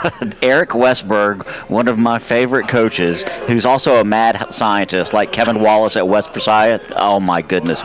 He must have seen something in the film to get that kind of outcome. I get to work with one of their assistant coaches at my day job, and let me tell you, that's a Northern squad that really feels very confident about their abilities this year. Got Reedsville currently over Central Davidson, under a minute left in that first half. They just score again. The Rams put up by 2 scores, 28-14 the score there. And then maybe the game of the week across the state, Hough versus West Charlotte, two of the best best schools. It is a major matchup, probably the most hyped matchup we've had since week number 1 when Grimsley and West Charlotte met. Currently 3 minutes to go in the first half, 7-0 Huskies. This might be the year, I feel, for the Huskies. They don't have to come through Jameson, don't have to deal with the Whirlies. In the 8A, if they can get past West Charlotte, this is a heck of a matchup going on currently in the 704. Hough has tried to emulate Grimsley in a lot of ways, and they've really built that program up.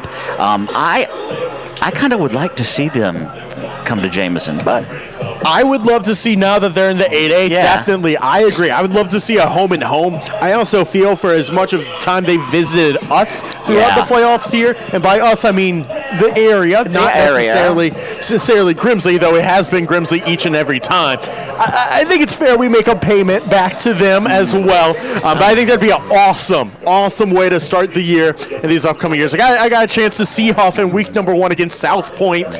That one was a fantastic game. South Point from South Carolina, as those two squads just went at it. Two serious squads right there. South Point playing in South Carolina. Those playoffs, Hough trying to win a state title this year. We'll have our ideas for what needs to happen in the second half here shortly. As we continue on the Wealth Guardians halftime report, 10-7 Grimsley leads Reagan, as you're listening to Tobacco Road Sports Radio. Every day, people ask us, do we really have enough saved to retire? Our custom retirement paycheck plan can answer that. We evaluate your current situation and create a written income plan to show you how to retire the job and keep the paycheck. More at thewealthguardians.com. Investment advisory services offered through Alpha Star Capital Management, LLC, an SEC-registered investment advisor. SEC registration does not constitute endorsement of the firm by the Commission, nor does it indicate that the advisor has attained a particular level of skill or ability. Alpha Star Capital Management, LLC, and Wealth Guardians are independent entities. The firm only transacts business in states where it is properly registered or is excluded or exempted from registration requirements. Insurance products and services offered through individually licensed and appointed agents in various jurisdictions. Restaurants, entertainment, art, cool places to live. Whatever you're looking for, it's here. Downtown Winston-Salem is a proud sponsor of North Carolina high school sports, and we encourage you to shop and visit downtown. To discover more, visit www.downtownws.com or follow Downtown Winston-Salem on Facebook or Instagram.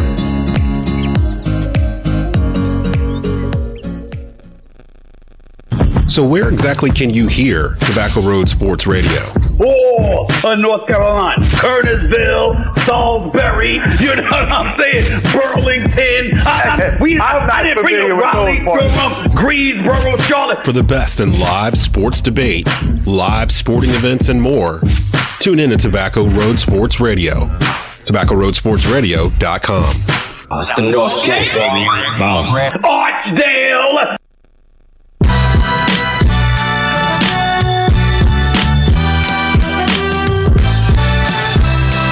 Time to wrap up the Wealth Guardians halftime report. Chase Williams, JP Mundy here with you. And what's been a really good ball game so far, 10-7. Grimsley with the advantage over Reagan. But the Raiders to get the ball to start the second half. JP, let's start with the visitors and the team getting the ball to start the second half. What does Coach McGee's crew need to do to pull off the upset here in the second half? They need to execute on the offensive line, just like they've been doing for an entire half now. But they do have to hit an explosive play. They've got the running game going. They've got to get their passing game going. Grimsley looks like they're probably going to be without right tackle Nick Cashabur. That is the heart and the soul of this offensive line. Heart and soul of the offense, and truly the whole team. He gets everyone fired up, but tons of talent. It feels like they haven't necessarily shown all their cards yet. What cards do they need to pull out to possibly host yet another regional final here next week? Well, we talked during the break, and I was of the opinion that they need to open it up a little bit. I would like to see a little bit more over the top from Faison Brandon. But the big thing that they need to correct from the first half, the Chase, is they've got to stop getting behind the sticks. Too many times it was the false start, turning 1st and 10, 2nd and 10 into 1st and 15, 2nd and 15. You can't be effective like that. Both these teams got to feel awfully confident. We're about 40 seconds away from the second half. We'll take a quick word to hear from Wealth Guardians, and then we'll head to the second half as you're listening on Tobacco Road Sports Radio. Every day, people ask us, do we really have enough saved to retire? Our custom retirement paycheck plan can answer that. We evaluate your current situation and create a written income plan to show you how to retire the job and keep the paycheck. More at thewealthguardians.com. Investment advisory services offered through Alpha Star Capital Management, LLC, an SEC registered investment advisor. SEC registration does not constitute endorsement of the firm by the Commission, nor does it indicate that the advisor has attained a particular level of skill or ability. Alpha Star Capital Management, LLC, and Wealth Guardians are independent entities. The firm only transacts business in states where it is properly registered or is excluded or exempted from registration requirements. Insurance products and services offered through individually licensed and appointed agents in various jurisdictions.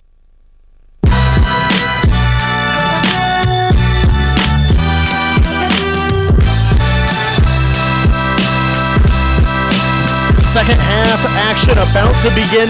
12 minutes back on the clock as I'm Chase Williams, JP Mundy alongside me. Big shout out to Mike Fanning coming here doing stats and producing this broadcast for us. It sounds beautiful.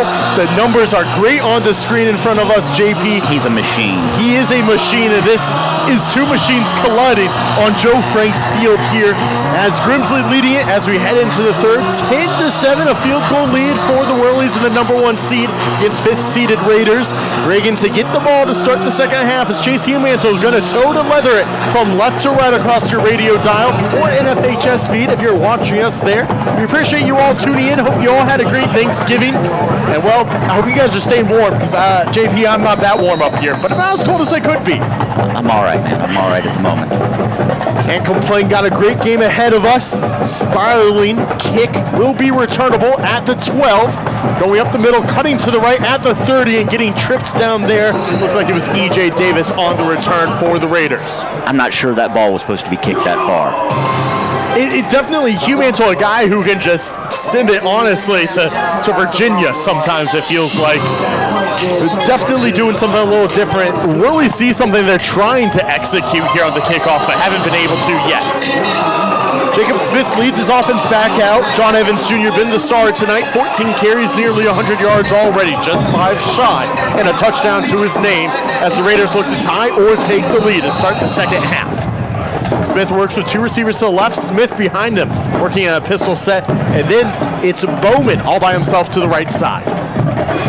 Looking to the sideline, making some adjustments now is the senior QB. He'll clap for the ball here, gets it, hands it off. Sophomore running back John Evans Jr. says hello to a couple Whirlies in the backfield, and exactly what Grimsley needed to do to start. It is middle linebacker Kyrie Milner in there for the TFL. Josh McGee called that run play to see what adjustments had been made and quickly found out what adjustments had been made. These two coaches know each other well, respect each other quite a bit. But we're in a chess match. And I don't know how to play chess, but I'll broadcast it for you. Second and 11 coming up, 30 seconds in. 2 receivers left, 1 to the right. Evans behind his quarterback in the pistol once again.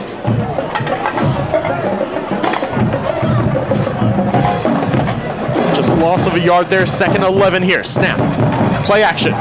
Pressure. Andrew Rogers takes down Smith. It's the 4-star recruit coming over from Dudley last year that just barrels at the senior and shoves him to the ground. And this Grimsley defense fired up here in the opening minute. Just a rocket off the line into the backfield. There was not much Jacob Smith could do. That play deteriorated quickly.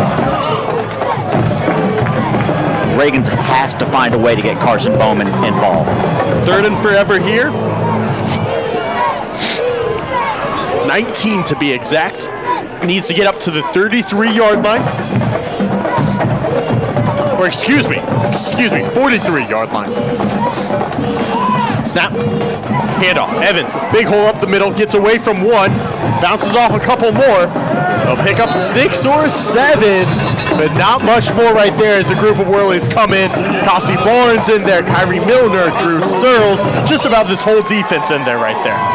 Chase, if you do the 6-7 joke again, I might throw you through the window. Look, it was 6 or 7 yards. I apologize. That was worked out too well. Even did the hands, folks. It was wonderful. It happens about once a broadcast, even when you don't try to. It's great. I really, truly just understood 6-7 last week.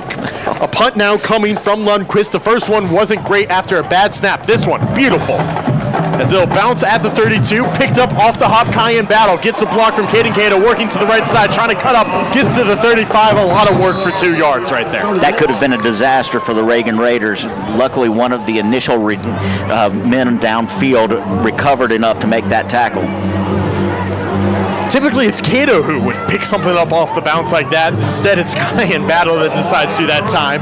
He's watched his teammate maybe a little too much on those kick returns, but it did work for a touchdown earlier this year, so heck, why not try it yourself?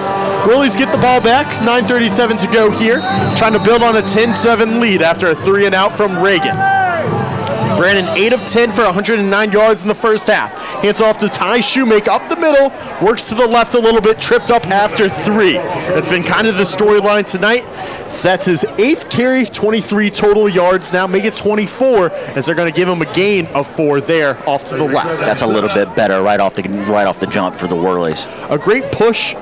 And let me tell you, I'm looking at this right tackle. He's wearing number 72. That's Nick Cashabera. He's back in for the second half. Good sign for Whirly fans. Snap, handoff, Shoemake once again. Works to the left side, working behind blockers, getting a push up to the 40, first down and more. Grown man running, grown man pushing. That O-line is fantastic, and this time it's the left side, led by Gavin Milton. 7 D1 offers, pushing forward for a first down on a gain of 7 for the running back. Shoemake's biggest carry of the evening, 3 minutes into the third here. Grimsley leads 10-7. An opportunity to host a regional final on this field next week if they can win. Brandon barks for the ball, hands it off Shoemake once again. And flipping forward for 3 more is the sophomore. Grimsley trying to establish this run game a little bit better here in the second half. They're trusting their offensive line right there. And it's a great offensive line to trust.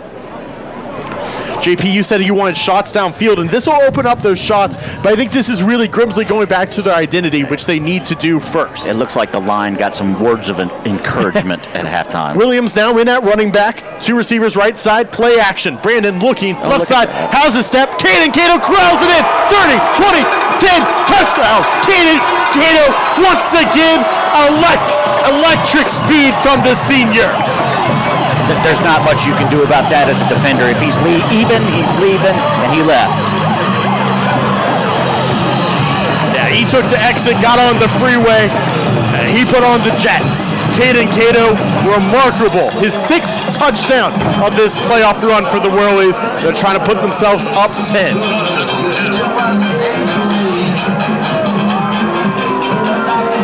Wow, what a start to the second half here. 4 minutes in, Grimsley now leads it 16-7, pending an extra point from Chase Hughmantle. I'm only the second best Chase in this area. That kick is up and good from the junior. Now a 10-point advantage, 2 possessions for the Whirlies. And again, am I going to get some credit here for going over the top here? That's exactly what I was just going to say. They build that identity, and it opens up exactly what you asked for, JP. It's really not about predictability. It's about we've got advantages at certain positions. Can we exploit those advantages? And they left that receiver in one-on-one, which should probably never happen. And truthfully, the Whirlies, I felt like, got a little bit away from their identity there in the first half. They didn't get too far away, but they weren't hoe down on it. And right there, that was Grimsley Whirlies football to perfection. That's why they sit at what is now a 28-game winning streak. Goes back 2 years to Black Friday a couple years ago, down at Weddington the last time they lost, over 730 days ago. It's unreal what's been done here by Coach Brown.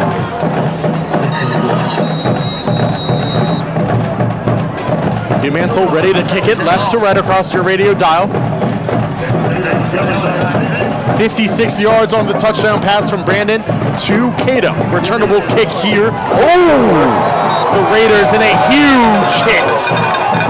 Guyan Battle lays that licking on Antonio Kelly Jr. Kelly got hit at full speed by Battle. I felt that in my soul. There is a lot of pride in this kickoff in all of these special team units from the Grimsley Whirlies. It's the team that Coach Brown coaches most closely, and you can see it in how they execute each and every kickoff, return, punt, etc. So it'll be 1st and 10 from the 12 to start things off for the Raiders. And what's quickly starting to feel a little bit like needs some sort of execution here, some sort of positivity. That hit was so violent, it should have been rated PG-13. Just over 4 minutes into the second half, Grimsley leading at 17-7. First 2-possession lead either side has had tonight. Whirlies convert on back-to-back drives. Smith pulls a man in motion. Snap. Handoff. Evans. Evans working to the right. Hesitates, looks inside, decides to go right side anyways. Gets greeted at the line of scrimmage. Guy Van. The defensive tackle right there. First one to the ball. Van, just a sophomore, recently picked up his first Division I offer from East Carolina a couple of weeks ago. He came in as really, truly a second unit guy. He's just taken over and played a ton of snaps on this line. 2nd and 11 comes here. They do say it's a loss of a yard, really about half a yard. 7:22 to go in the third. Evans behind his quarterback. Now working to the left hip. 2 receivers left side, 1 to the right. Play clock at 8. Snap, back to pass. Smith looking, has Bowman, overthrows it. Right there, you had an opportunity to find your top receiver, senior Carson Bowman, and you just soar it about a foot over the 6-footer's head. Well, what's hurrying right now is the fact that Grimsley has decided to bring an extra rusher the last couple of 3 downs in this series, and that is speeding Jacob Smith up. It would speed me up, I'm sure. So Grimsley looking for a unique front 3 here, as it'll be the Wardlaw brothers as well as Andrew Poop Rogers. All defensive ends lining up across this line. Kossie Barnes comes as an extra rusher. Smith ejecting out to the right, taken down from behind and chucks it out of bounds. Incomplete. Kossie Barnes comes in with pressure and gets to the QB. The South Carolina commit can really do it all. This reminds me of what I called Plan C back in the days when Aaron Beal was the defensive coordinator from the East Forsyth Eagles. Whenever plans A and B didn't work, he'd just start rushing people from all angles and start imposing will. There's so much faith in this secondary that the Whirlies can do it. I mean, they've got a defensive genius in Coach Joe Rigsby as the defensive coordinator here. They show so many different looks, you never know what to expect. Heck, sometimes I feel like they might ask me to go rush on the field from up here. They really send anyone and everyone. I'm just not quick enough. And now they're going to call intentional grounding here. That ball never got back to the line. Right. The right call there, didn't see a flag, but they correct that afterwards. So 4th and 17, it'll be a punt from the back of the end zone for the senior and Spencer Lundquist. Cato in battle at the Raiders 45 to return this one. Kind of surprised Grimsley's not going after this. They forced a few safeties in similar situations, but the 2 deep is typically a tell. It's going to bounce at the 35.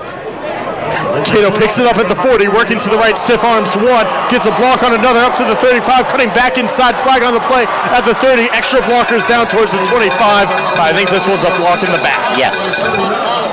Not by much, but it was a block in the back. Yeah, that one's...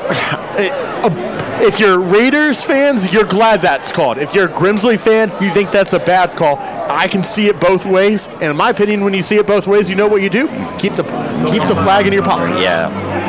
Now, it would have been a big-time return if not, so I do understand throwing that flag there with 6:46 to go in the third. It's still 1st and 10 and plus territory for the Whirlies. Let's see if they immediately take advantage of the opportunity and go up top again. Yeah, they do like taking shots in this situation. They're starting this drive right at midfield. Brandon, 9 of 11, 165 yards. And it was a 56-yard touchdown pass last time out to Caden Cato. They now correct it as the Whirlies will start at their own 46 right hash. Leading by 10. Whirlies executing on all cylinders to start this second half. I mean, it's not just offense and defense. Special teams have made plays even with that flag right there. All areas. All areas. Michael Williams in as the feature back this drive. Sidecar left of his QB. Two receivers close side. One is Cato by himself. Handoff Williams after the snap. Pushing towards midfield, and a pickup of 4 right there. Yards per carry, the average is starting to increase snap by snap, which is a great thing for the Whirlies because that means that you don't have to use the wheels on Faison Brandon. Williams hasn't had over 50 yards on the ground since midway through October against Page. Right now, he's about halfway there. Part of it's been a little bit of a decrease in volume due to injury, as well as Ty Shoemake's excellent running, but this is really the best he's looked since early in the season. Nearing midway through this third quarter, Whirly's trying to build on what's already a 10-point lead. Two receivers left side, snap, handoff Williams once again from sidecar right, trips down after a couple of yards. The only one stopping Micah Williams there was Micah Williams. He got tackled by a garden gnome, just popped out of nowhere. Stumbled around the 48. Gets down to the 47. This will bring up third and a 4-yard situation. Whole playbook wide open here for the Grimsley Whirlies. Got Ty Shoemake in and running back once again. Caden Cato wide out left by himself. Two receivers close side here. This is Cayenne Battle and Hudson Cooper. DJ Howerton H-back shifts right to left across the line. Snap. Play action. One-on-one coverage. Cato gets it. First down. Pushing forward past the 40. Taken down at the 39-yard line. And that's nowhere you need to go and get it. And that's the value of having so much talent and depth right there, because somebody, no matter what, has to account for Howerton. And I thought that Howerton would be heading out. He just went across the formation, and there was no help on the far side. And the drive before, Cato goes deep. So this time you play him a little bit more cushion, and he takes a nice little comeback. Easy first down. Really smart play from this offense. Flag, false start. Yeah. So false start will push this to 1st and 15, originally at the 40, back to the 45 now, left hash. 5:04 to go in the third quarter. Grimsley leads it 17-7 over Reagan. Regional semifinal matchup here in the 7A West region in North Carolina. Black Friday football, nothing better. Really cool to see how many alumni on both sides were at practice yesterday morning for Thanksgiving practice. Always a cool tradition.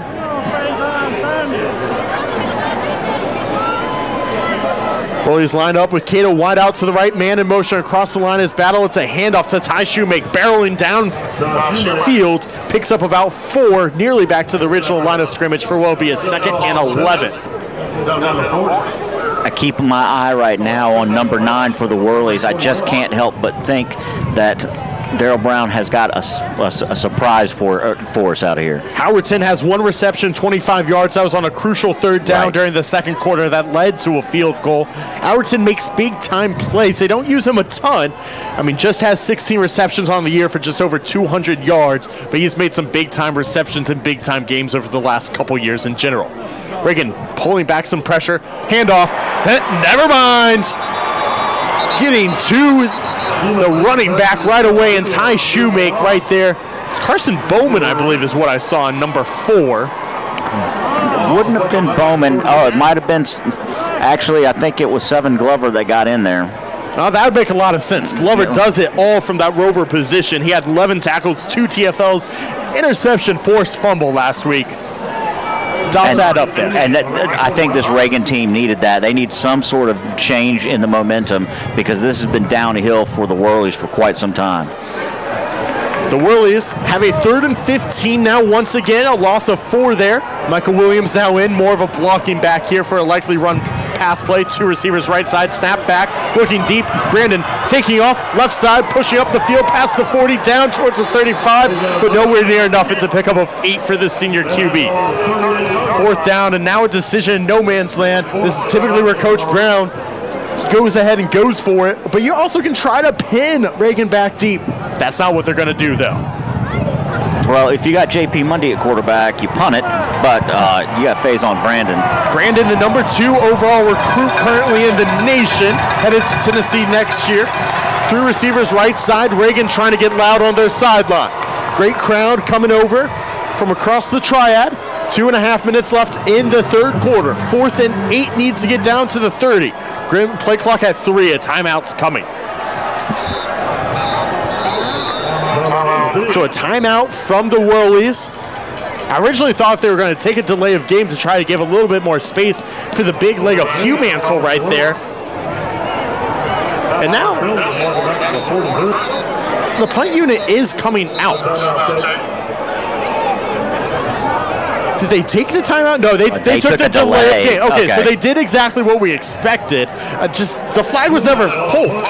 All right, interesting. So now you try to really push back Reagan. I think especially with this already being a 2-possession game, this makes a lot of sense. Certainly with 2:27 in a fast-moving game. Hough Mantle kicks it away from his own 45. Sky-high bounce at the 20. And down there by E.J. Davis at the 21. In the end, good punt. That's a good punt. Execution is great there. I think during the regular season, the Whirlies go for that 9 out of 10 times. But right now, a 2-possession lead, you're fighting for your season. You go ahead and punt that back to the Raiders. 2:18 to play in this fast-moving third quarter. What is it, 8:05? It seems like we've only been here for about 15 minutes.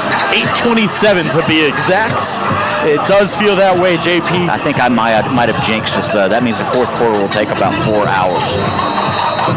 I'll be honest. That means he'll probably set up to be a pretty good one. I'll be okay with that. Yeah, I'll take it. Grimsley's really controlled John Evans Jr. so far in the second half. Snap, handoff, Evans works the left side. Doesn't get that past that initial push right at the line of scrimmage. Will be a gain of 1, maybe 2 there. And Jaden Wardlaw and Nasir Crawford get to that ball as well as Kyrie Milner and stop the sophomore once again. Extra defenders coming in to shore up that run defense. They're going to make Jacob Smith do something with his arm. So it is officially a gain of 2. 2nd and 8 coming up with 1 receiver wide out right, 2 to the left. Ton of space to this left side. So now Davis comes over to kind of help cover that. 100 seconds left in the third quarter. Smith works with Evans to his right hip. Snap. Play action, working left side to the flat, and Evans right through his mitts. Yeah, and that's kind of what I was talking about pregame. When you speed up a quarterback, it makes you make decisions quicker, makes you uncomfortable. Yeah, just led the sophomore a little bit too much right there. So now with 3rd and 8, clock stopped with 1:29 to go in the third. Crucial play here. Feels like the Raiders really, for their own sake, need the confidence offensively to get a first down. Now they're going to bring Carson Bowman down to the slot near side. Yeah, so 3 receivers left side, 1 to the right by themselves. Working a pistol situation with Evans behind his senior quarterback. He now moves Evans to the left hip. Snap. Play action. Looking left side, 1-on-1 coverage. Now ejecting to the right. Throws it out of bounds. Gets rid of it. Smart play there to not take a loss. But now it's 4th and 8. And once again, Grimsley gets a stop. That's a huge stop for the Whirlies. For Reagan, I think we've seen them go to the quick slant maybe once in this game, and it was early on to Carson Bowman. It was just a miss. But that's been an effective play on offense, but they have not gone back to it. So the decision to punt works out perfectly for the Grimsley Whirlies as they're set to get the ball back with 1 minute, 22 seconds left here in the third quarter, leading 17-7 in the state quarterfinals, regional semifinals here from the Gate City. Great punt there from Lundquist. Will bounce at the 45. Take a good bounce for Reagan as that ball dribbles back towards the 30, and that's where it'll drop dead. Grimsley going to try to rejuvenate their offense once again after the punt on the last drive. Have a minute 10 to work with in the third before we head to quarter number 4. Leading by 10. I think this is a really good ball game for the Whirlies. If they want to be able to compete these next 2 weeks, they can compete with anyone, but sometimes you need that reminder of what a grinded out ball game is, not one of those over after a quarter and a half type games. No matter what happens here at the end of this game, the fact that they got smacked in the mouth is a good thing. Brandon works with Shoemaker in the backfield. Play action after the snap. Looking 1-on-1 coverage for Cato once again. And he almost corrals that in. And there is a flag on the play, 1-on-1 coverage, as Cato was being held by the corner there. On that far side, it looks like it was Antonio Kelly. as it in fact was. Wasn't a great throw, honestly, an underthrow. We see this a lot work out, though. Sometimes that underthrow, you have to come back to the ball, and the defender never turns back and ends up holding. Easy PI call right there. Because the difference in height, Kelly didn't really have a whole lot of choice except to grab the receiver's arm. Kelly, a 5'8", 160 player compared to 5'11", about 180 for Caden Cato. So it'll be now a 1st and 10 from the right hash 46 nearing midfield for the Whirlies. The touchdown would make this a 3-possession ball game. Field goal would hold it at 2. 64 seconds left in the third. Man in motion across the middle. Snap, handoff, Shoemake. Shoemake barrels forward, spins past midfield, and right into Reagan territory, a pickup of 4. So in the first half, the yards per carry for Shoemake was around 1 or 2 yards at the most. It's been consistently 4 yards plus here in the second half. Yeah, nearly doubling his yards per carry here. And I think a big part of that is the line, but also Shoemake just getting into second gear a step quicker here in the second half. I think the coaches probably told him it's time to grow up a little bit at halftime. And a false start there. Lots of hesitation. That was just awkward. No one besides the line was ready for that play.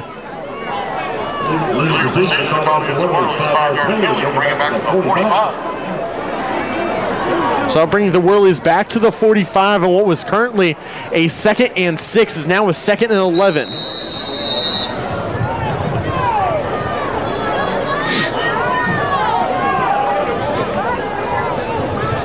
Clock ticking under 20 seconds left. There is 15 on the play clock, so the Whirlies will have to snap it one more time here in the third quarter. Shoemake to the right of his senior quarterback. Cato by himself right side, 2 receivers left side. Snap, back to pass. Brandon steps forward, throwing it wide open, caught at the 30, Cayenne Battle 20. It's a foot race to the end zone. Battle spinning forward out at the 2. Cayenne wide open on the left side, and great awareness by Brandon to see that he had an advantage.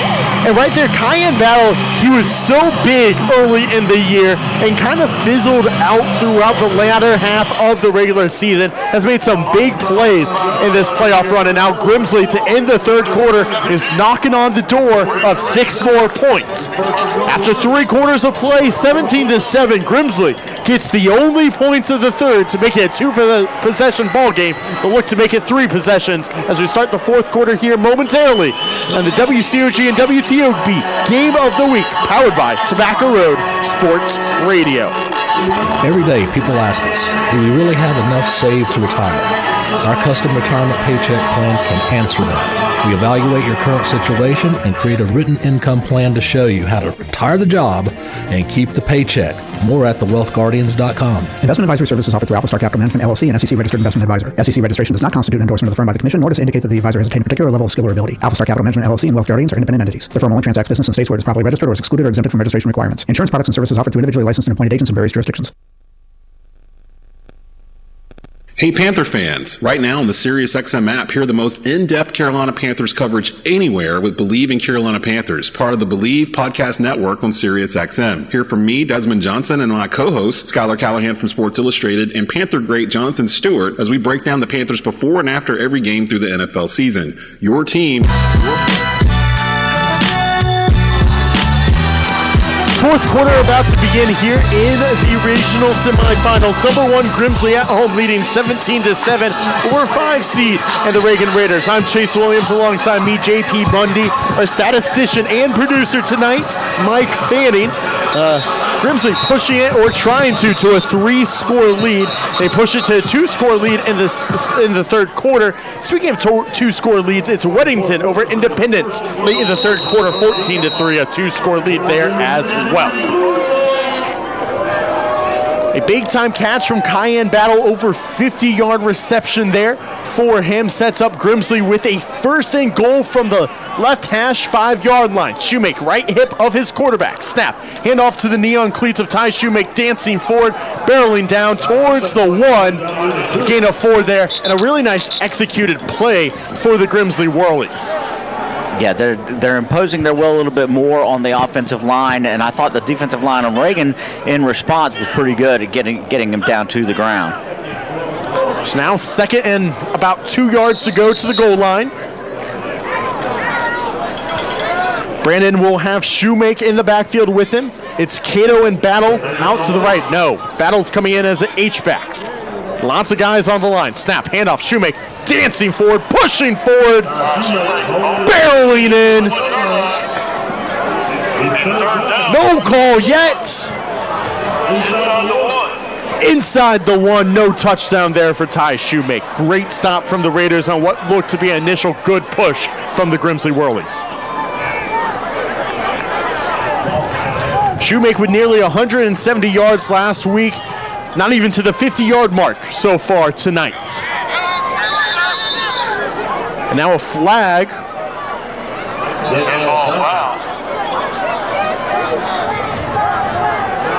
It's a sideline warning now against the Grimsley Whirlies. Hey, everyone gets a sideline warning tonight. Congrats.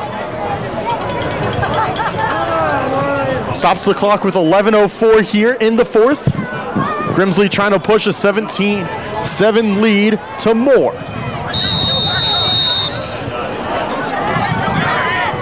Shoemake, sidecar right of his QB. 8 guys on the line. Snap, handoff, Shoemake, dancing in, falling forward, back into the blue, back into the end zone, and back up by 3 scores. First time tonight for the Whirlies, and it's starting to feel a little bit comfortable for the defending state champions. Yeah, it looks like Reagan's starting to wear down a little bit. They're still fighting. Shoemake with his 19th touchdown of the season, 18th on the ground. Chase Humantle trying to make it a 24-7 advantage here with 10:51 to go in this ball game.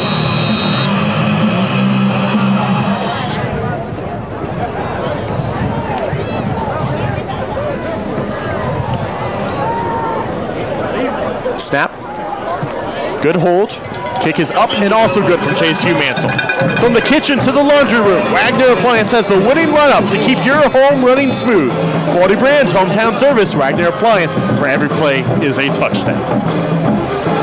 24-7 the new score. The Raiders have been quiet since their first drive, JP. The backs are against the wall, it feels like.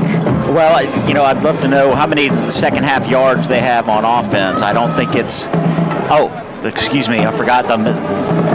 -4 through the third quarter. -4. I was trying to figure out, is that I didn't... -4. Mike Fanning doesn't make mistakes. That's a negative? -4 yards, and that's not exactly how you want to draw it up. But you had a couple of early drops, and they've just not been able. It's the story of the season for Reagan. They have not been able to get the passing game in rhythm. Yeah, I mean, there's a few opportunities, and besides those opportunities, though, Grimsley's brought elite pressure through the first 12 minutes of the second half. A really big change from the first half, and it's shown some frustration to this whole offense. Even John Evans Jr., who's had some nice runs, hasn't been the same here throughout the second half. They need some points, and they need them now. Humantle approaches the ball, end over end kick. Davis can return it from the 2. Works up the right side, dances away from Ramir Harris Dupree, and taken out of bounds right before getting to the 20-yard line. Great initial block there at the 15-yard line. Got him a couple of extra yards on the return. What looked like for a second was going to be another tough starting position ends up being the 21. Now the Raiders need to do something with it. Reagan is interesting because they've got so many athletes out on the field. They don't have, like some schools do, that one athlete that will just take the top off of a defense. So might have to get a little creative to see if you can get an explosive play on offense. 2 receivers left side, 1 to the right. It's Patterson all by himself, the only one with a reception on this near right side, the short side of the field, working from the right hash. John Evans Jr. going to work behind the senior North Carolina State commit and Jacob Smith. Evans has, been on the field every play except for 1 tonight as a penalty going against Reagan there. So 10-yard penalty. I'm not sure why. Must have been something during the kickoff there. Maybe a block in the back. So they start from the 10. Speaking of 10 minutes, 46 seconds left in this ball game. 24-7. Raiders leading some points on this drive. Smith claps his hand, looks to the sideline now. Another weird look from this defense where both the safeties basically holding hands, it feels like, at the 25. And now split apart a few yards. How Young showing pressure now. Snap. Handoff. Evans working up the middle. Tries to work to the left. Picks up a couple. Rolled down at the 15. A gain of 5 there. Solid run. But you can't do 5-yard chunk after 5-yard chunk. It's going to take too long. Well, I mean, I think for those of us who would think, well, why don't you just pass every down and try to get down? You got to do what you do. Yeah. Oh, yeah. I mean, that's not a bad play at all there. I don't want to make it seem like that. Oh, no. It opens up a lot more because that is a solid chunk of running there. 2nd and 6 here. Snap handoff to the sophomore once again. He pushes forward. Getting near the 20, he'll be just a yard short before he's pushed back there by Andrew Rogers. The Dudley transfer started the season pretty quiet for Grimsley, but he's really picked up as there is a injured right guard. It's Dax Beck for Reagan. As he's rolling in some pain at the 20-yard line. He's in a lot of pain. That is not what you want to see, as both sides have seen few too many injuries tonight for what you'd like to see in some Black Friday football. And I didn't see what happened to Dax on that play, but yes, it did look like he got rolled up on, and he's in a lot of pain. Yeah, he did. The push was coming to his side, and as it went back the other way, he just got pummeled over and rolled up on exactly. So an injury timeout with just over 10 minutes remaining here. Reagan with the ball trailing 24-7. It'll be a first down when we come back on the WCOG and WTOB Game of the Week, powered by Tobacco Road Sports Radio. Every day, people ask us, do we really have enough saved to retire? Our custom retirement paycheck plan can answer that. We evaluate your current situation and create a written income plan to show you how to retire the job and keep the paycheck. More at thewealthguardians.com. Investment advisory services offered through Alpha Star Capital Management, LLC, an SEC-registered investment advisor. SEC registration does not constitute endorsement of the firm by the Commission, nor does it indicate that the advisor has attained a particular level of skill or ability. Alpha Star Capital Management, LLC, and Wealth Guardians are independent entities. The firm only transacts business in states where it is properly registered or is excluded or exempted from registration requirements. Insurance products and services offered through individually licensed and appointed agents in various jurisdictions. So where exactly can you hear Tobacco Road Sports Radio?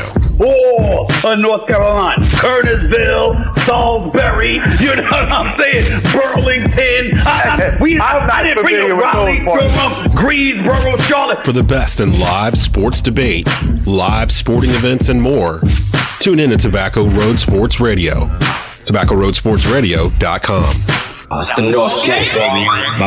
Archdale.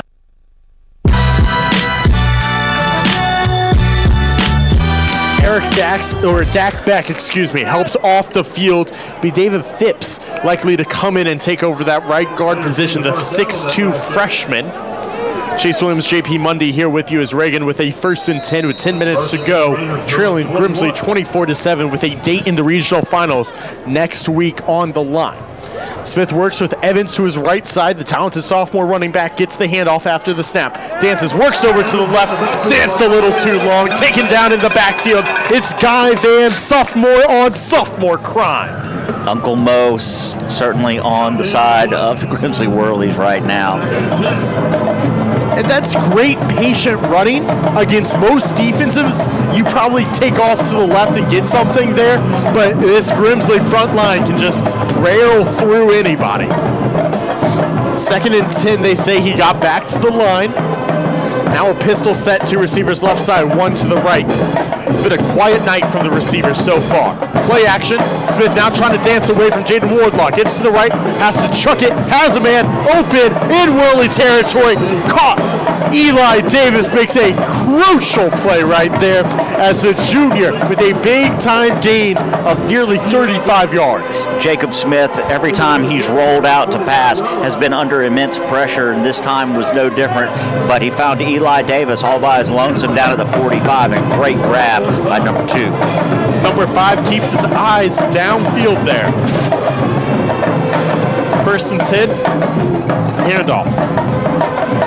Big hole to the 30, 25, taken down just shy of it, actually, 26-yard line. And so, big play in the air, big hole, and a big-time run on the very next play from John Evans Jr., his best play of this second half. This is a team that's got a lot of heart, a lot of pride. I've been around these guys a lot this season, and they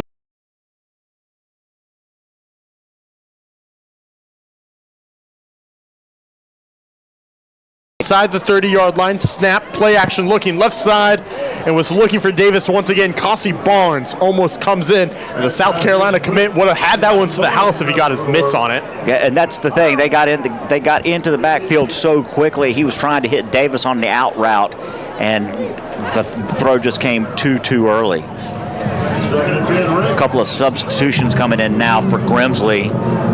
And so it was a gain of 17 from Evans there on the big play. Not able to do anything on first down. Clock stops, 8:26 to go. 2nd and 10 coming up as the Raiders trail 7-24. Handoff, Evans working left side, gets some space, working forward. Gets rolled out of bounds. Nope, stays in bounds. Ramir Harris-Dupree, the corner on the tackle there. And great execution to keep him in bounds so that clock continues to tick for the Grimsley Whirlies. Right there, that's where the sophomore could use a little bit better execution to just step out of bounds, avoid contact, and stop that clock. Manageable 3rd down and 4 here. 3 guys wide out right, 1 to the left.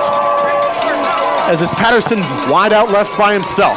Snap, looking right side. Evans now ejecting to the left. Pooch, patch, forward. And Evans just gets back to the line. What kind of wizardry was involved there with Jacob Smith finding that the needle in the haystack? That's a play nobody makes until about 10 years ago when Patrick Mahomes made it a classic in the NFL. And now you see guys 17, 18 years old executing it. Sadly, just nothing downfield. Evans had no blockers ahead of him. 4th and 5, got to go for it here. 7:20 to go, trailing by 3 scores. 17-point ball game. Raiders need points here. 2 receivers right side, Patterson by himself to the left. Coach McGee says, let's take some time to think about this. I'm almost thinking that you hand the ball off here. You just give it to number 1.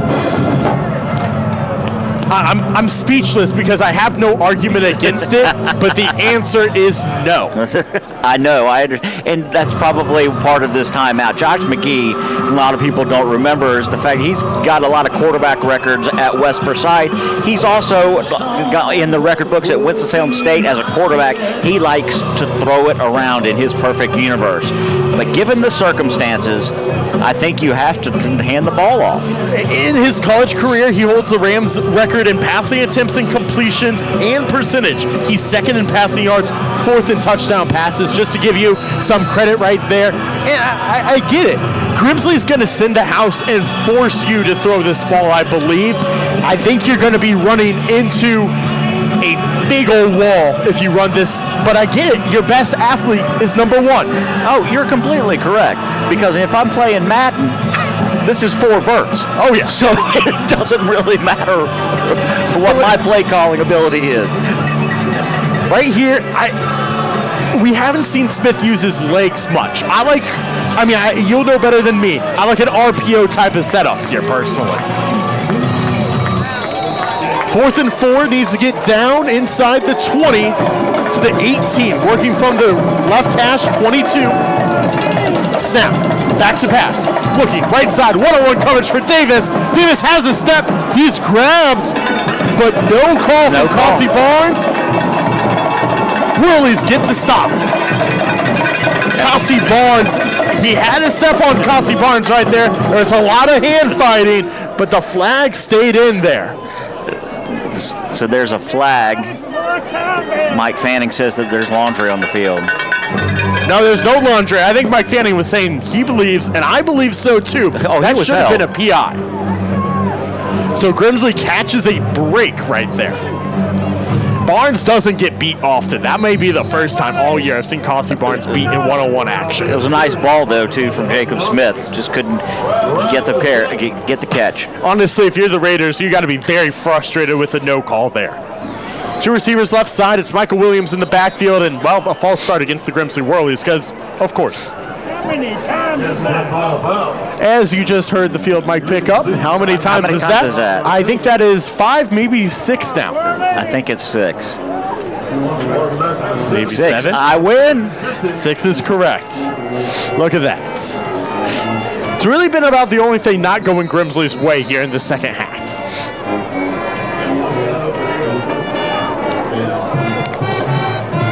So one guy covering Hudson Cooper and Caden Cato to the left side. It's Antonio Kelly. Hopefully, instead they hand it off for Grimsley. Williams spins away, pushing forward a gain of 15. Micah Williams, the senior, showing off some stuff there. A gain of 16 officially, and a first down for the senior. Excellent running. This will be ground and pound probably for the next 7 minutes. I get it, but you have to audible there when you see one guy covering two super talented receivers, in my opinion. Points are points. It's cold, baby. They want to go home, too. 4 verts. JP, we'd be running the same offense if we played against each other. I don't think either of us would execute very well. No. Same setup as last play. It's another handoff to Williams. After the snap, working to the right side. This time it only goes for a couple. That was a near disaster. That was a little bit of trouble on the exchange of the handoff. And now a switch at running back. Ty Shoemake coming in. 2nd and 7 coming up as we near midway through this fourth quarter. Grimsley trying to host a regional final this time next week.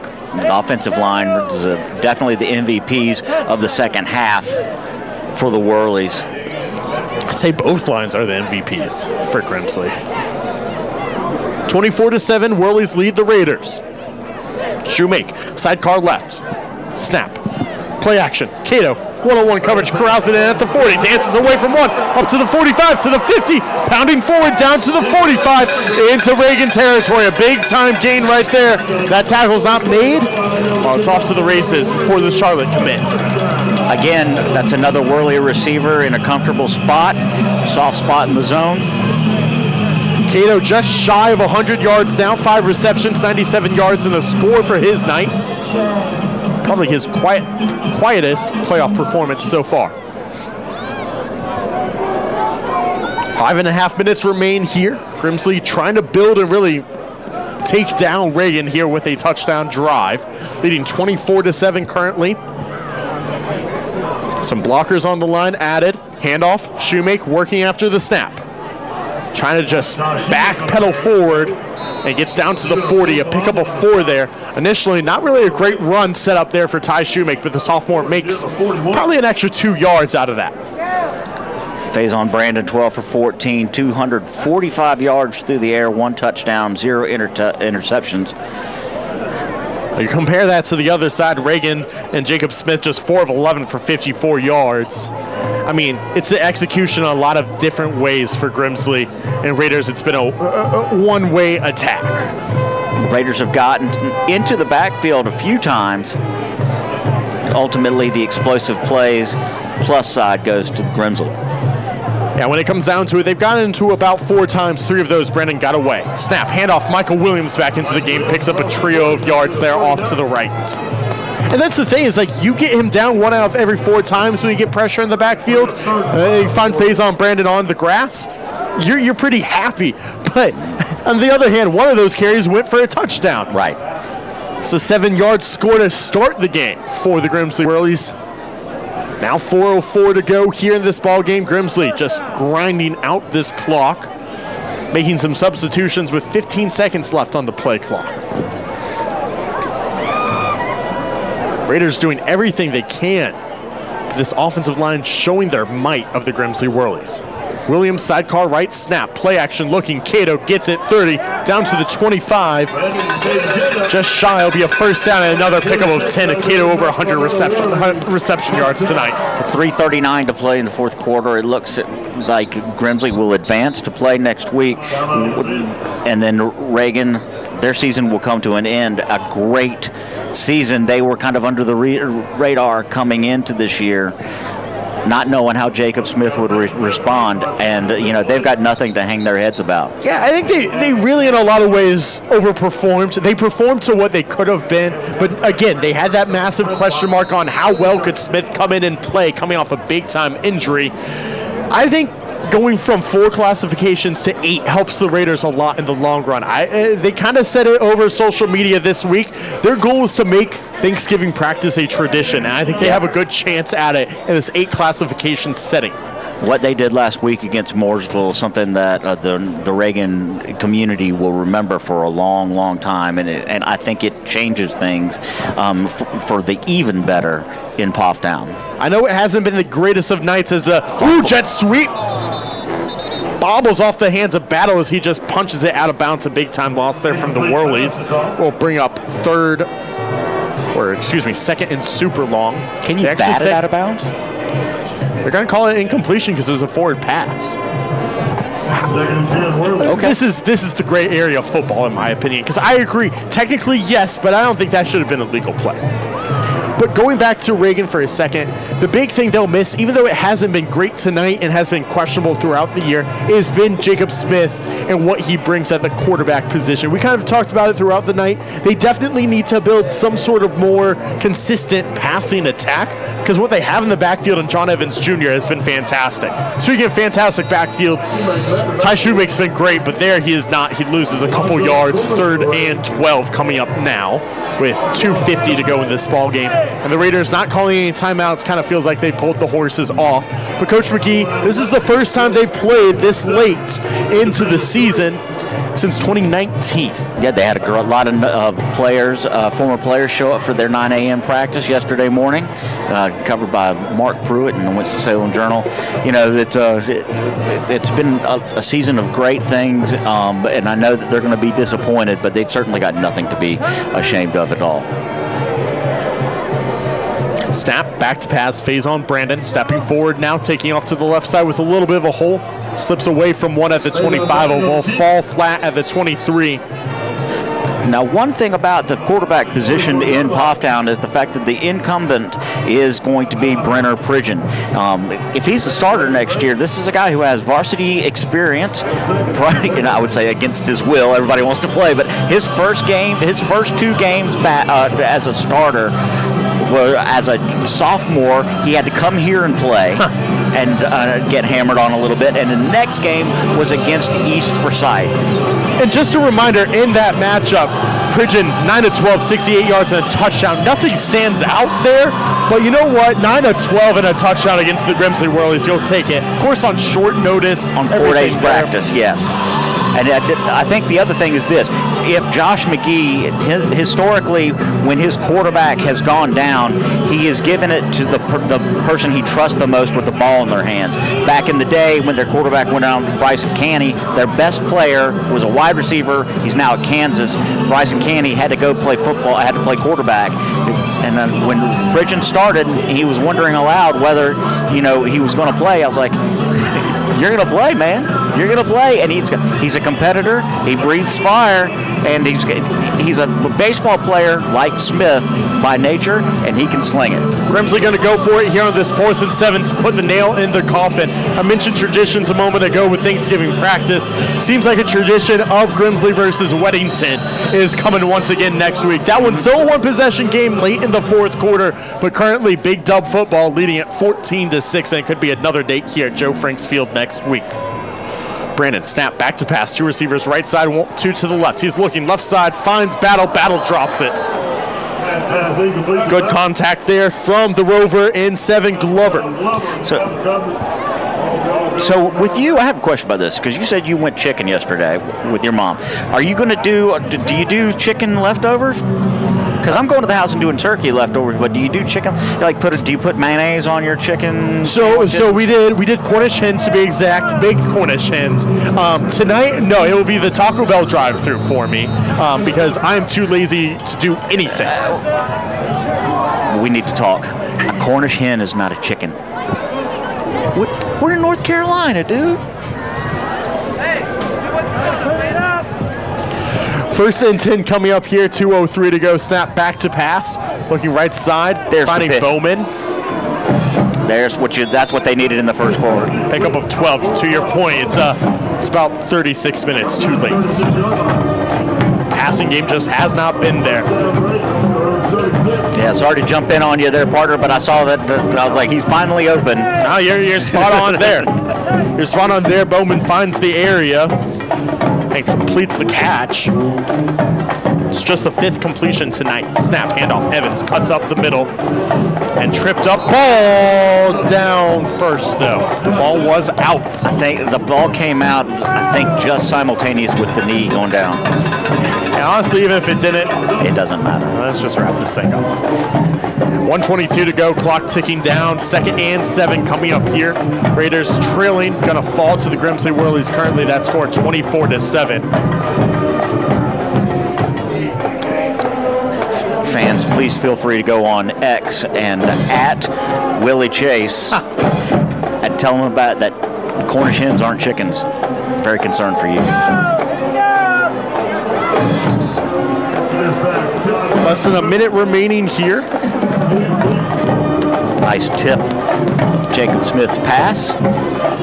Be 3rd, about 8. 56 seconds remain. So clock stops, 56 seconds remain.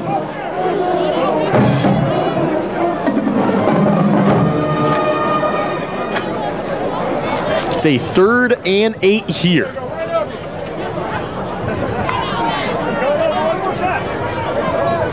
Looking across the middle, overthrow there, looking for Patterson. So it'll be a 4th and 8 coming up now.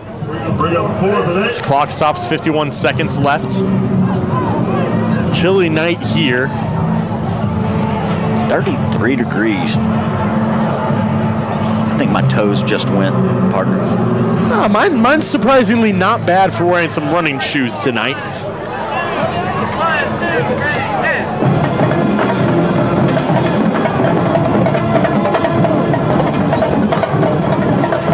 Snap back to pass.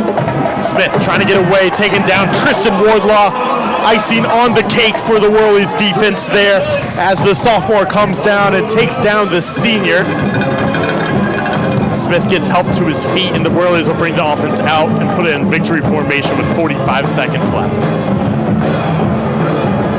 An impressive second half from a team that was challenged throughout the entire first half. I'd like to say I'm getting texts of screenshots of what Cornish hen is. A specific classification of a young small chicken known for its tender meat and delicate flavor. Comes straight from Google, a trustworthy source. I'm going to ask the camera guy, is a Cornish hen a chicken? No. Could you at least fry it? Grimsley knees the ball down. 35 seconds and ticking. You're an educated man, Chase. I am proud of my education. Right down the road at Elon University. Roll Phoenix. Sadly, their football season came to an end just over a week ago. Oh. You know what? It's time to. I'm gonna get on the social media and I'm gonna talk to West Durham, and I'm gonna get him to clarify whether or not. So if Cornish hen isn't a chicken, how do you describe Cornish hen? Yankee is what I call it. All righty. And we'll take a With that, 0's on the game clock. The Whirlies dominate the second half. Reagan held to just 77 yards in the final 24 minutes, outgaining the Reagan Raiders overall Grimsley 361-183. 13-17 from Faison Brandon, 255 yards, and a touchdown from the senior headed to Knoxville next year. A more quiet game from the running attack, 9 carries, 46 yards for Williams. Shoemake, 18 carries, 42 yards, and a score. 46 rushing yards, and 255 of passing yards means that you are still leading in the explosive plays, and that's the tail of the tape tonight. John Evans Jr., 24 carries, 135 yards, and a touchdown to end his sophomore campaign. Jacob Smith wraps up his Reagan career, just 5 of 14 and 66 yards tonight. Grimsley takes down the Reagan Raiders. Your final score 24-7, and the Whirlies going to host a regional final here next Friday night. We'll have it for you on Tobacco Road Sports Radio. JP, whether it's Weddington or Independence, it should be an absolutely fantastic matchup here Well, I personally would love to see either one of those head coaches come up here. Andy Capone is one of those guys who's tight with the Triad coaches, and he's a mad scientist in his own right. Last year, if it is Weddington, Big Dub football jumped on them. The Warriors were up big at the half, and then just the final 24 minutes were just some beautiful football from the team in blue and gray. Strange things happen here at Jameson. And your final from Jameson, 24-7 for a statistician and producer, Mike Fanning. Thank you so much. We appreciate you. I hope you know that, JP. Yes, sir. It's fantastic to have you in the booth again here. Thanks for having me back. Whole lot of fun. A great battle between the Whirlies and the Raiders as the Raiders season wraps up. 10-3, a lot to hang their heads high on for Josh McGee's group as he wraps up what is season 15 at the helm of the Reagan Raiders. Darryl Brown's crew will continue and host a regional final and try to take it to back-to-back state championship appearances. They'll take on the winner of Independence and Weddington. Again, 7 o'clock is going to be kickoff next Friday, 6:30 the airtime. Jeff Barson should be back with me here on Tobacco Road Sports Radio. But guys, it's simple. Get to Jameson if you can. It's going to be a great game. It's worth sitting out there in the cold, but if you really can't bear it, we'll have it for you here on Tobacco Road Sports Radio. WCOG, WTOB games of the week here this week. I believe the same next week as well. For everyone tuning in, thank you so much. Hope you've had a great holiday weekend. Hope it continues. My final word's got to be Michigan, Ohio State tomorrow. Go Blue. It's that simple for me. Sir. Go Blue. Let's see if they can do it once again. The Blue do it tonight in the Whirlies as they try to campaign to back-to-back state championships. You've been listening to Tobacco Road Sports Radio.